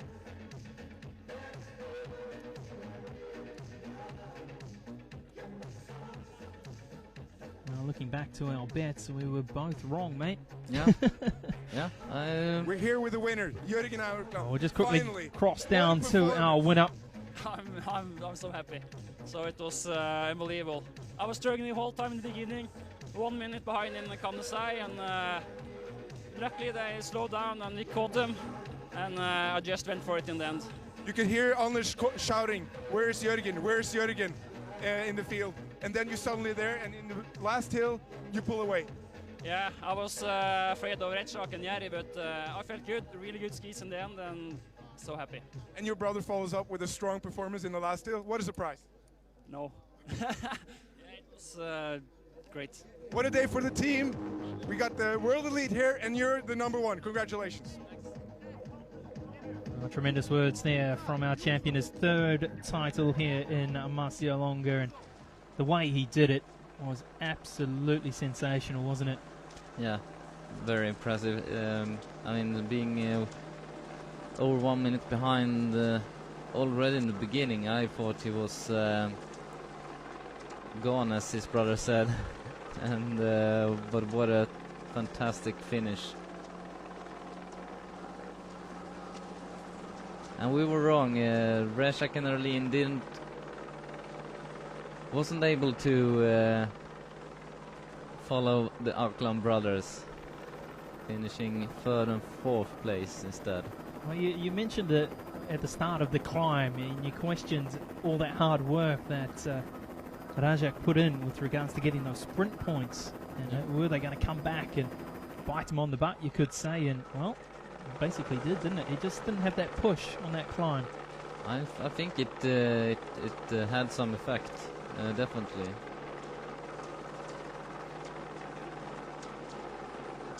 But still, the Czech skier, the 38-year-old, continues to be Mr. Consistency, doesn't he? Defending champion from last year. He's always up there. He's always on the podium, and well, once again, he'll be on step number 3 for Marcialonga 2012. And well, with regards to the points, he'll still be up near the top with regards to the overall standings of 2012.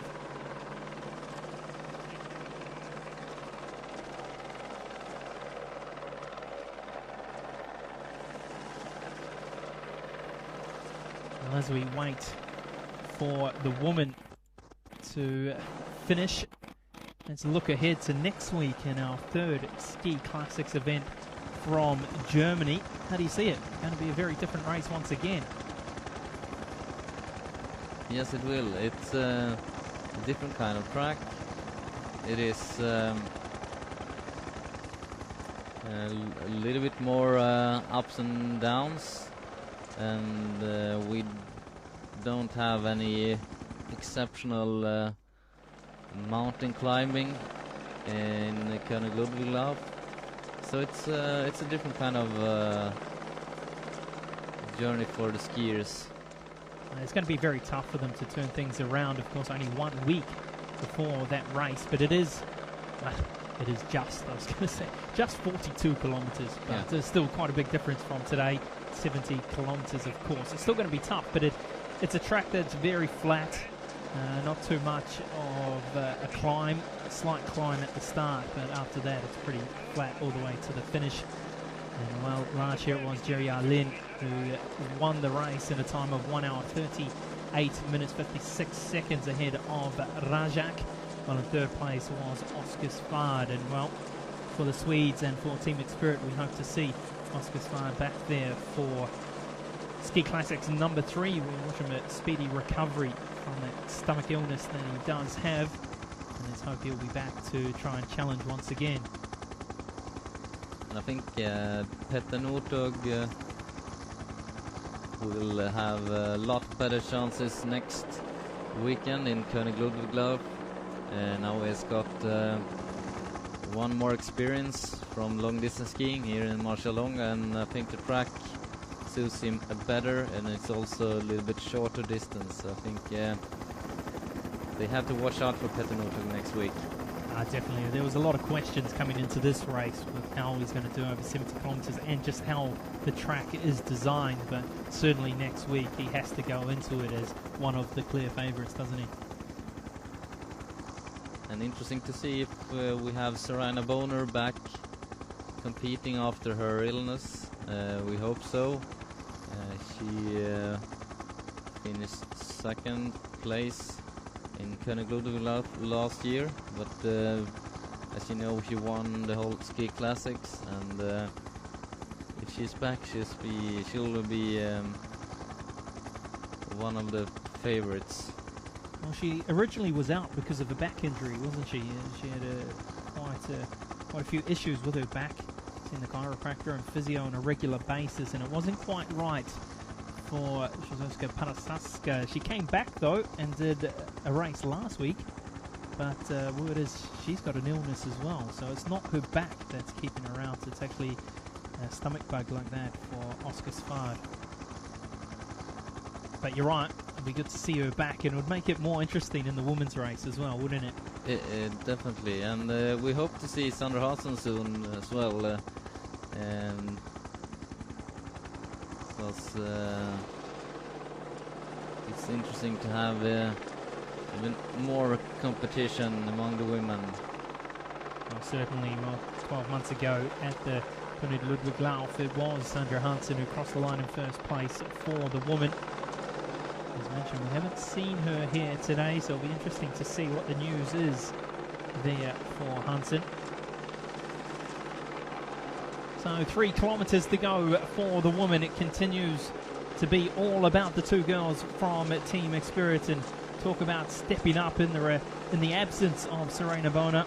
But they are the 2 original members of Team Experience. They did the job last year, and with that addition of Bona, they've certainly made that team very strong for the woman.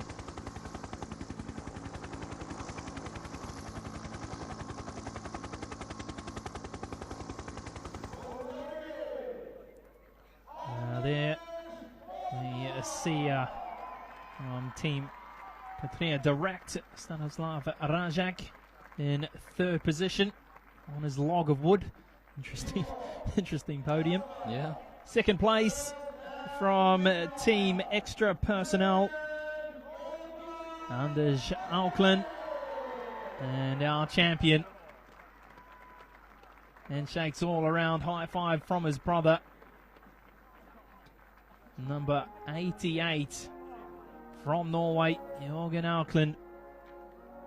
36 years of age, was 5th last year. Yes.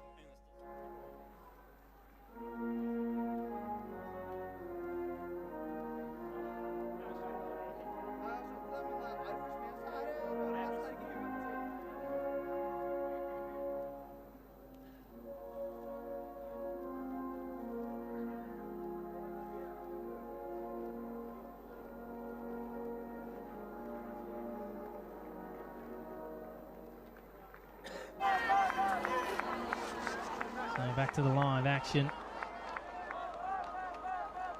The national anthem of Norway playing there for Jorgen Auckland. What an impressive display it has been here at the Marcialonga for him.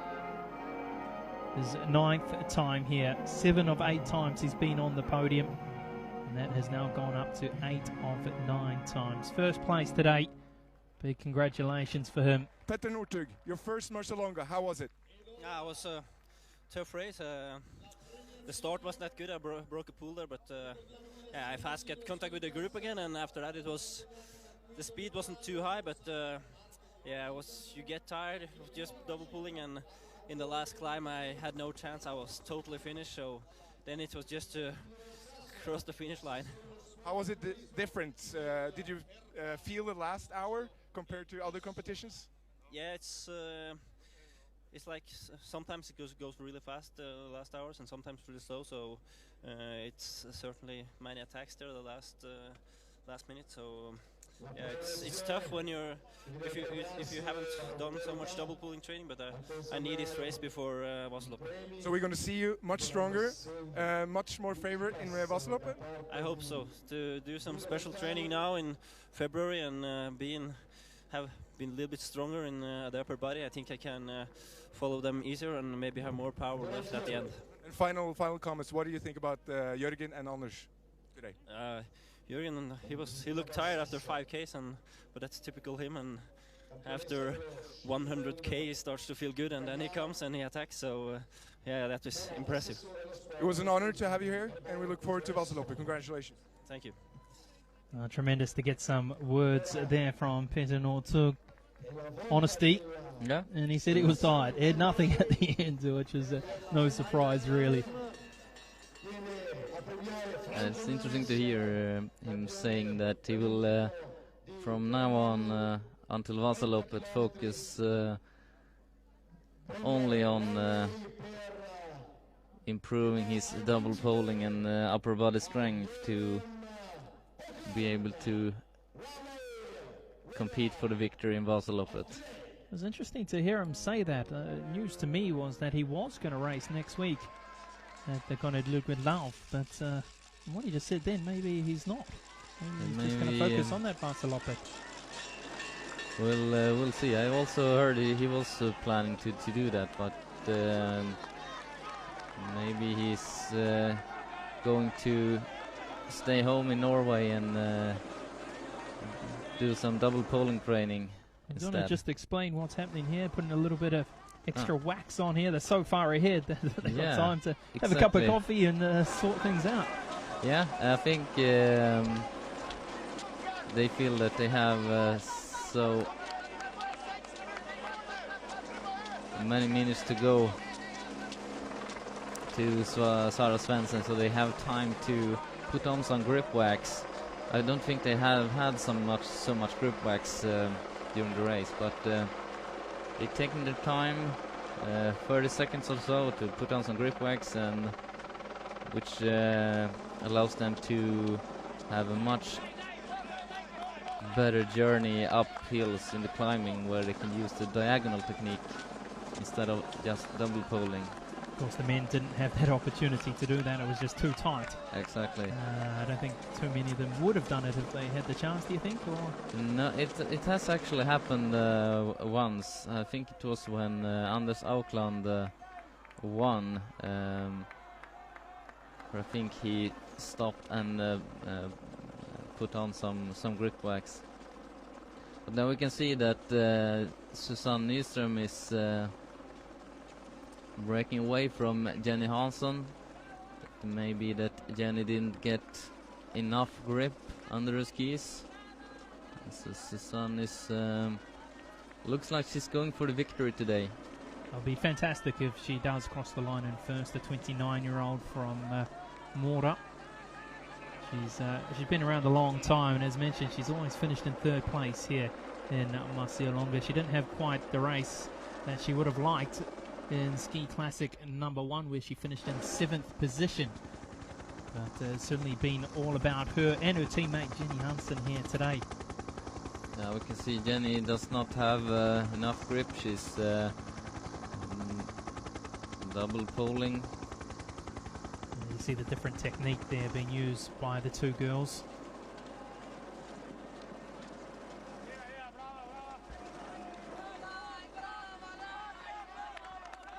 She's looking strong. She's looking good. Yeah, it's she doesn't look, of course she's tired, but it looks like she has quite some strength left. Very controlled skiing, looking behind and seeing that Jenny Hansen is not able to follow. She finished third overall in Ski Classics 2011. Did Susanne Nyström behind Serena Bona and Jenny Hansen. All three of those girls with team experience this year. She was some 90 points behind Serena Bona. Yeah, and they have the same points, Jenny Hansen and Susanne Nyström, last year overall. So they are very even. Well, she certainly was there or thereabouts, that's for sure. And I mean, she's another person who can say that she's won the Vasaloppet for the women. She won it in 2010. Looking outside the Ski Classic, she also did well in the 2010 Marathon Cup in the FIS, where she finished second overall. Not a bad effort, considering it was her first year that she actually did focus in on that Marathon Cup.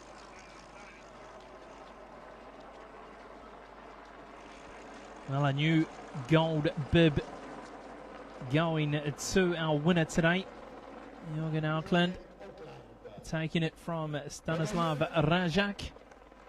So he will wear that next week in Germany for Ski Classics race number 3. He will be the one with the target on his back, you could say. Yeah. And he's for sure one of the favorites also next week. It's interesting. I saw an interview with Jürgen Auklin yesterday. And the interviewer was asking him who to look out for, and he asked him for his team extra personnel, and he said, well, his brother was the favourite, as well as Marcialonga Jan, and well, he would just do his work, and hopefully he can do well. But he did very, very well today. And we're still waiting for Jürgen Brink to have a really top race this year, but we can count on that Jürgen Brink is will be in good shape and one of the favorites in Vasaloppet. Yeah, well, Jürgen Brink finishing in 6th position today, just behind Jimmy Jonsson from Team Experience, who crossed the line in 5th.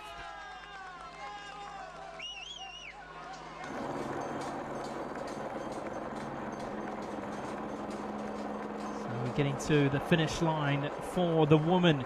Working hard is Jenny Hansen, the 31-year-old, trying to catch her teammate. But it's quite a distance now for Susanne Nyström. She's looking like she is going to claim the title for the very, very first time here in Marcialonga. She's looking strong. It's been a great race from these girls. They stayed together throughout the race, but it was on the climb where Nyström really had that extra kick, that extra energy to build a lead. She hasn't really had to double pole too much on this climb, which makes things just a little bit easier.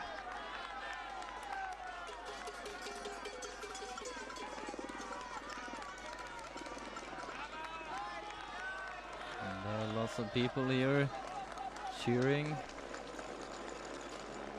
for the tired skiers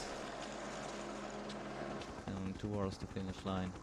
We're going to have competitors completing the track for quite some time, so the locals will be interesting to see how long they'll stay out there. And of course, remember, some 7,200 participants, a record here for the Marcialonga.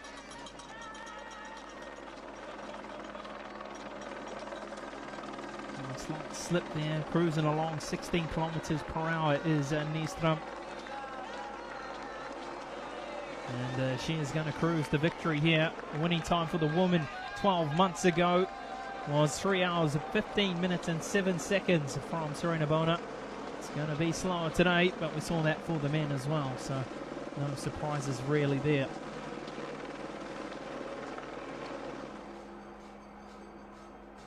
That's an interesting technique there from number 56. He's going to run his way home. Yeah, I'm a little bit uncertain what the rules are when it comes to running.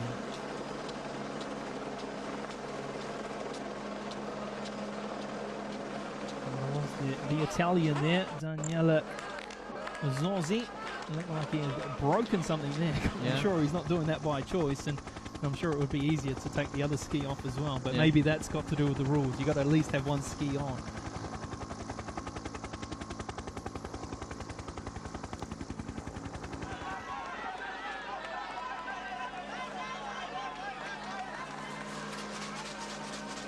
Just a couple of corners to go before she'll see that home straight for Susanne Nyström. Bib 193 for Team Experience from Sweden.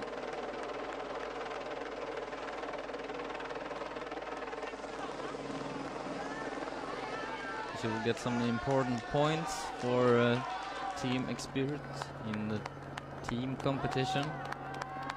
Definitely. The girls have done very well for them. Of course, first for the guys was Jimmy Jonsson once again for the second time in 2012. And he really has stepped up to the mark in the absence of Oscar Svard.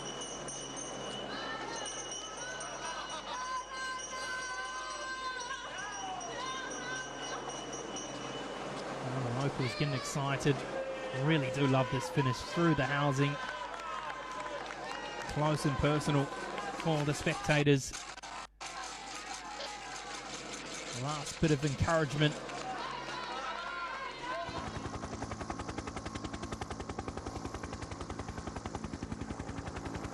This is just the second of 7 races in the Ski Classics, as we see our leader for the youth, for the girls, Leila Cavalli from Team Extra Personnel.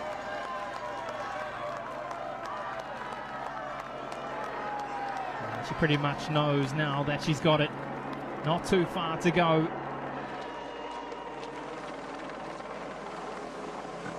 Into the center here of Cavalese.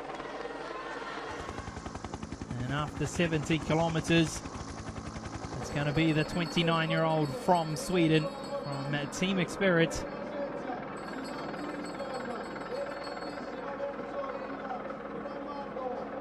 Tremendous display. Smile on the dial. She knows it hers. Down the final straight, Susan Nyström. One last look behind. She knows she's got it. And a tremendous victory, isn't it? For sure, and what a nice revenge for Susan Nyström for from Giselska Padeskatzka, where she had a terrible race with not the best skis, but now she's back and winning the Marcialonga. It's very impressive. Talk about righting the wrong. She thoroughly deserves it. Her first victory here in Marcialonga. As we look now at her teammate Jenny Hansen, she's going to take second place for the woman. Well, that win for Susan Nyström will certainly get her back up there in the hunt for the overall for the woman, but I think it's going to be with the second place. I think it's going to be Jenny Hansen who will jump into the top for the women's side of things after a fairly disappointing display, you've got to say, from Sarah Svensson here today, although she still will probably take third place, so still earn pretty decent points. It really has nothing to do with time. I don't know what's going on there. Yeah.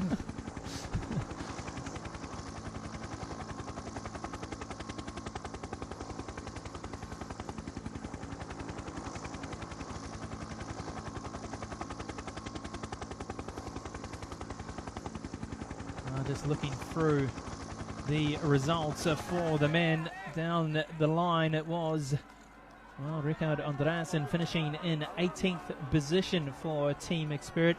Peter Novak from Patria Direct in 20th position. Arnie Post from Team United Bakeries in 23rd position, while the youngster for Team Spirit, Anton Schoholm, finishing in 25th place for the men.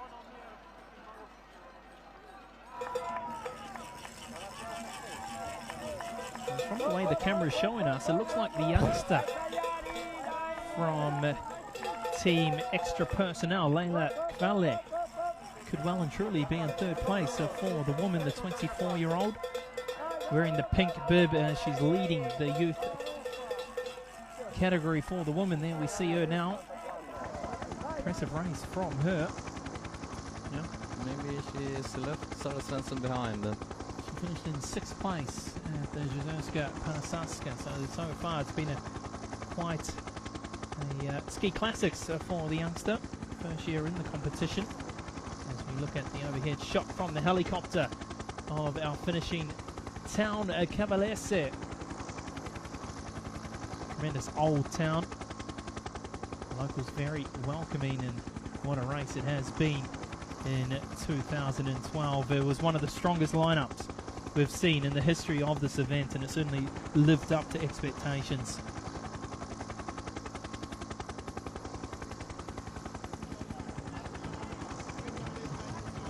And hopefully shortly we'll cross down to the finishing line to try and get some words from our winner and maybe our second place skier as well for the woman. I'm sure Susan Nyström will be one happy camper there on the finishing line. And here she is now.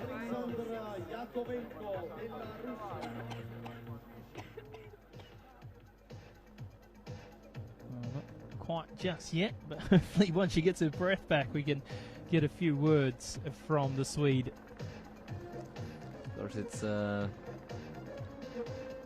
really tough for your body. You get quite exhausted after 70 kilometers, and your muscles and your lungs are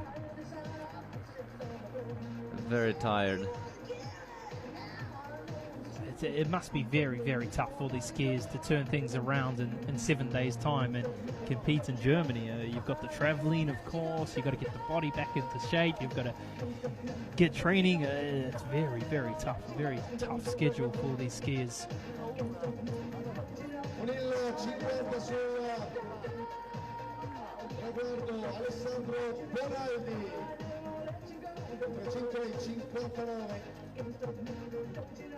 The skiers continuing to cross the finishing line here. Still waiting to hopefully hear some words from the winner.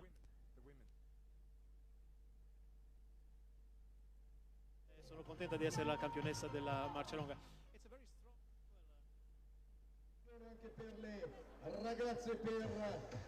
Well, looks like we're having a few issues down there on the finishing line. It would be very nice to hear what Susanne Nyström would have to say. I'm sure she'll be very happy with the way things went today. I'm sure she will talk about her teammate being there for her throughout the race. They really push each other on, and it gives you an extra bonus, doesn't it? Yeah, it's a lot of help. Seems like they switched off in the lead, helping each other, pulling away from the competitors with Sara Svensson and Laila Kveli. But it just seemed like Nyström got a lot more wax on her skis in that short break than that of Hansen. Hansen looked like she had to double pole a majority of that climb. Now here we go. Here goes our champion. What a fantastic race. Thank you. It was unbelievable. I can't believe that I won. And what a performance. You cooperated with your teammate and you worked together to pull away from the group. Yes, I think we worked very good together, and we tried to keep a high speed from the beginning, and on the double pulling down, I think we had quite a big advantage of being two to work together. Excellent. And what happened when you decided to pull away? It was in the, well, we stayed and put some wax on the skis, and then we parted. I felt strong uphill, so. And today you were the strongest. How does this look for the next race in Koningslauf and not at least the Vasaloppet? Well, my big goal is Vasaloppet, but I hope to do a good race in Koning also. The shape seems to be good. So. Well, congratulations. Thank you. The runner-up, Jenny. Again, fantastic teamwork and the second place. Yes, it was a good race, and I felt strong the whole way, and me and Susanne was talking a bit around the race, and yeah, we would like to have a team victory today, and it was successful again, so I'm really glad, and for Susanne it's the first victory here, so it's kind of a victory for me too, to helping her to this position. How was it to work with her during the race, just before the last hill? It was a lot of fun. We had fun the whole race, so I'm really satisfied with my second place also. But hopefully, in Koningslauf and especially in Vasaloppet, you will pull away? Yeah, I think we will share the victory this season, so it's really, really good. Well, and also I just found out that you're the overall leader now of Ski Classics. Okay, that sounds really good. Okay, well, congratulations. We look forward to see you again. Yeah, thank you. Well, the two Team Experience girls, they're very, very happy and talked a lot about teamwork, didn't they? Yeah, they had a great advantage of they both were very strong today, and they could help each other all the way through the race.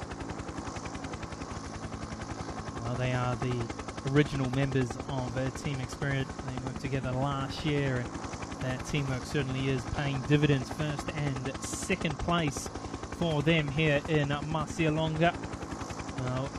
As she was being interviewed, we saw our third place woman crossed the line. Stephanie Santner from Italy. Surprise there. The Italian crossing the line in third position. A very good effort from her. Leila Felle from Team Extra Personnel crossing the line in 3 hours, 31 minutes and 5 seconds to take fourth place for the woman.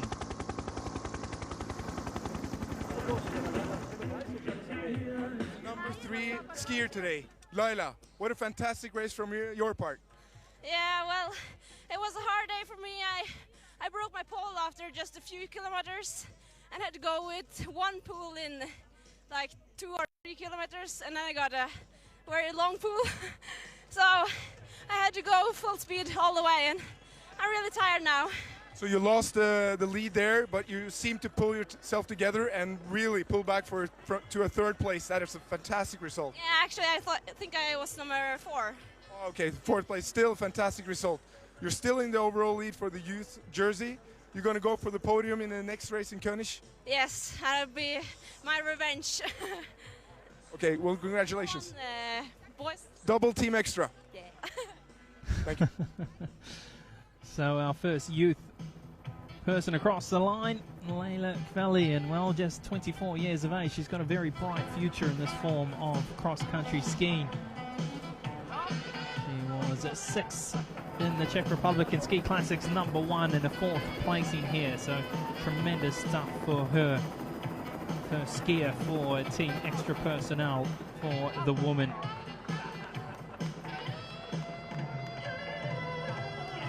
On 5th place, Antonella Confortola. Some 10 minutes, 10 seconds behind. And well, a surprise woman who we haven't seen so far, and we haven't actually mentioned, Valentina Shevchenko from the Ukraine.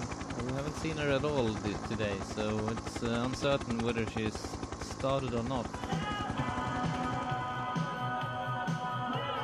And here we see our, well, who was the leader in the Ski Classics for the women, Sarah Svensson of Norway and Team Extra Personnel, just about to cross the line in 6th place.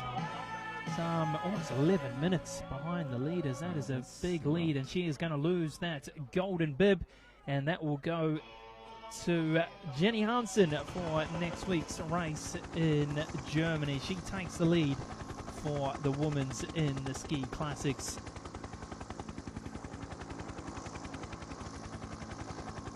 So overall, it's been a very, very successful day. And well, this is some of the highlights back at the start, how it all started. A staggered start it is. For some of the races you see a mass start as well, and there was a high speed early on. We saw a big group for the men. They got through to that first sprint stage at the 18-kilometer mark, and it was our current leader for the men, Stanislav Rajak from the Czech Republic.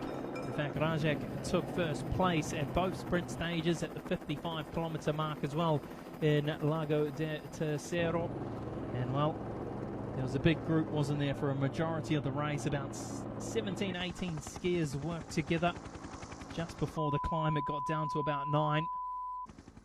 Before on that climb, it was all about Jørgen Auklund, wasn't it? Yes, it was a little bit about the kind of race that we expected. However, we expected maybe that we would have another winner, Alina Reshak, but they did not manage to keep up with the Auckland brothers. They did a fantastic race. It really was a fantastic day for Team Extra Personnel. Their team picking up their 8th title in the history here at Marcialonga, but for Jørgen Auklund it was his 3rd victory. And he joins his teammate Jerry Arlin by becoming a 3-time winner here in Marcialonga. The 70-kilometer classic style race. One of the strongest fields. It was record numbers here in 2012, and the action was very full on. Of course, it was great to have Peter Northug here, the Norwegian rock star, finishing in 10th position in the end, some 1 minute 18 seconds behind Jürgen Auckland, who crossed the line in 2 hours, 55 minutes and 37 seconds. And this is where he really did pull away. On the climb, he was too strong for his brother, too strong for Stanislav Rajak. And there you see him crossing the line.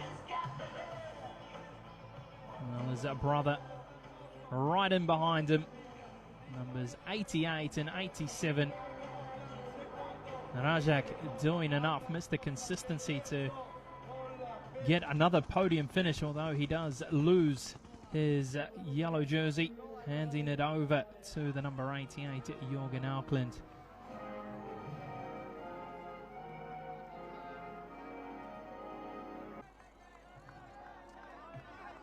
Again, we're continuing to see highlights throughout the race. This was the woman, and the race for the woman was about 2 ladies, wasn't it?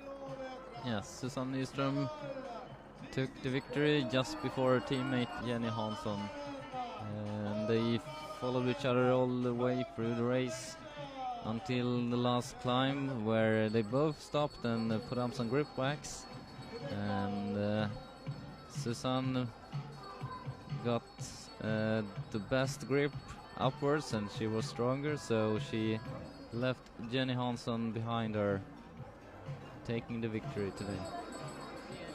Well, the locals really have enjoyed it, and once again they really have gotten behind the race.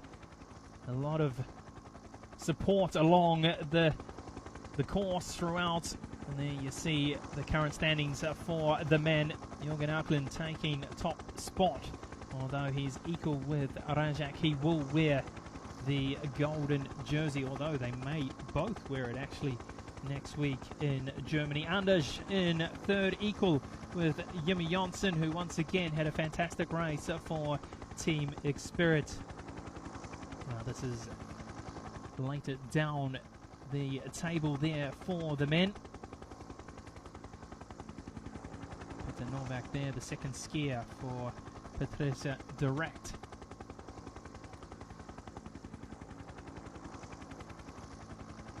Well, for the sprint standings, with those 2 20-pointers here today, Stanislav Rajak will wear, well, either gold or green next week. He takes quite a lead now, 70 points over Jerry Allen, the Swede from Team Extra Personnel, in second place for the sprint.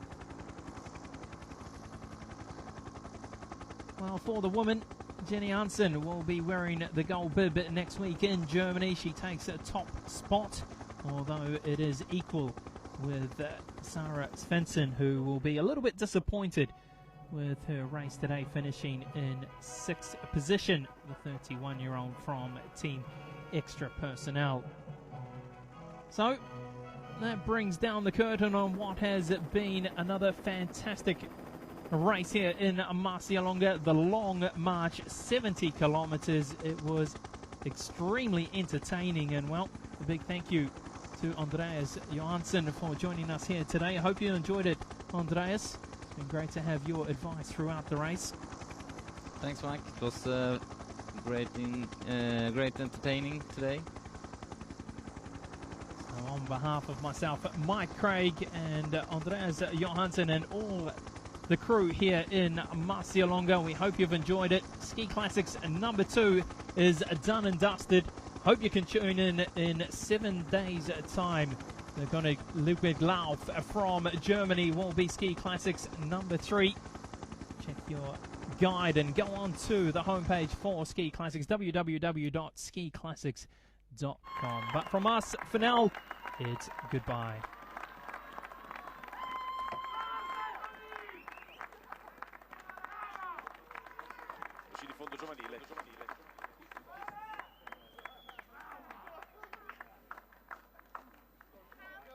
Seconda, second, zweite, Jenny Hansson, Sverige!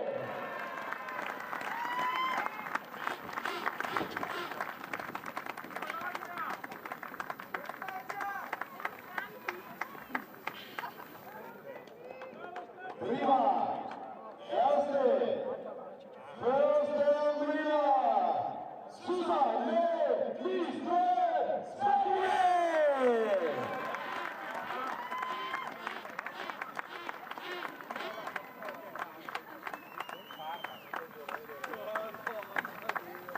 Ed eccole le tre magiche ragazze con il bib rosa, Susanne, Jenny e Stefani. Procediamo con la premiazione da parte delle autorità incaricate e subito dopo provvederemo con la giacca gialla di Franco Nones a consegnare il premio One Way per la Final Line 2 km 8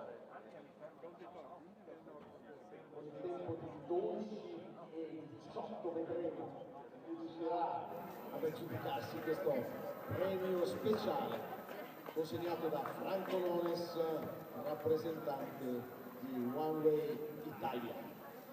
Gli assegni assicurazioni ITAS, come vedete, vengono consegnati da Guido.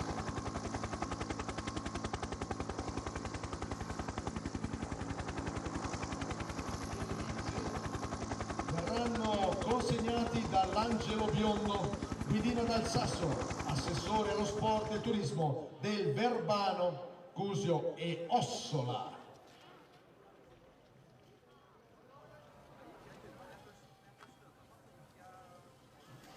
Fra loro spiccano delle camelie, un fiore che resiste all'inverno, il fiore magico, immortale per i paesi dell'estremo oriente. Ed ora la consegna del premio One Way.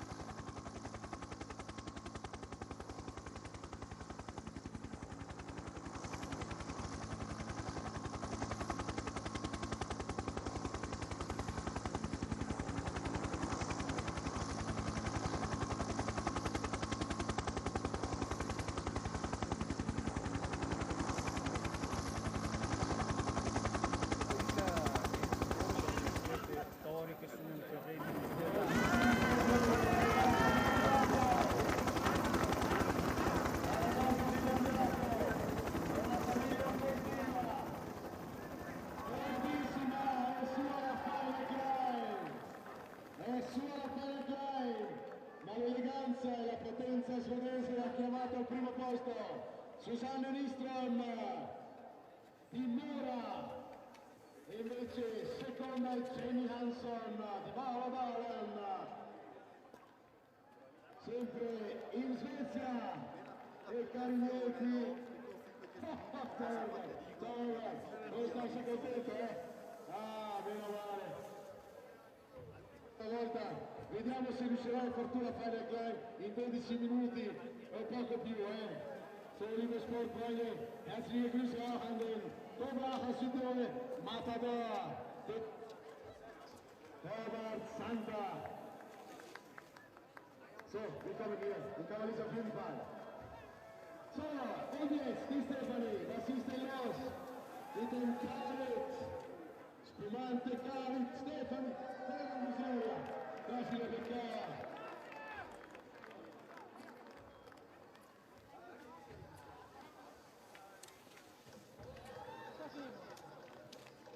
Grazie.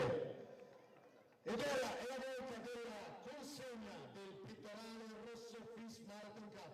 And now we are ready for a red dip of Fish Marathon Cup. Prego Angelo Corradini. Jenny Hanson, the leader of the Fish Marathon Cup. After 3 races. E dopo 3 prove, compresa quella di quest'oggi, la leader Jenny Hanson. Svezia, la Jenny! So we're ready for the Ski Classic. David Nielsen is the leader of this prize-giving ceremony. Ski Classic, there you are, baby sport, Jenny Hanson,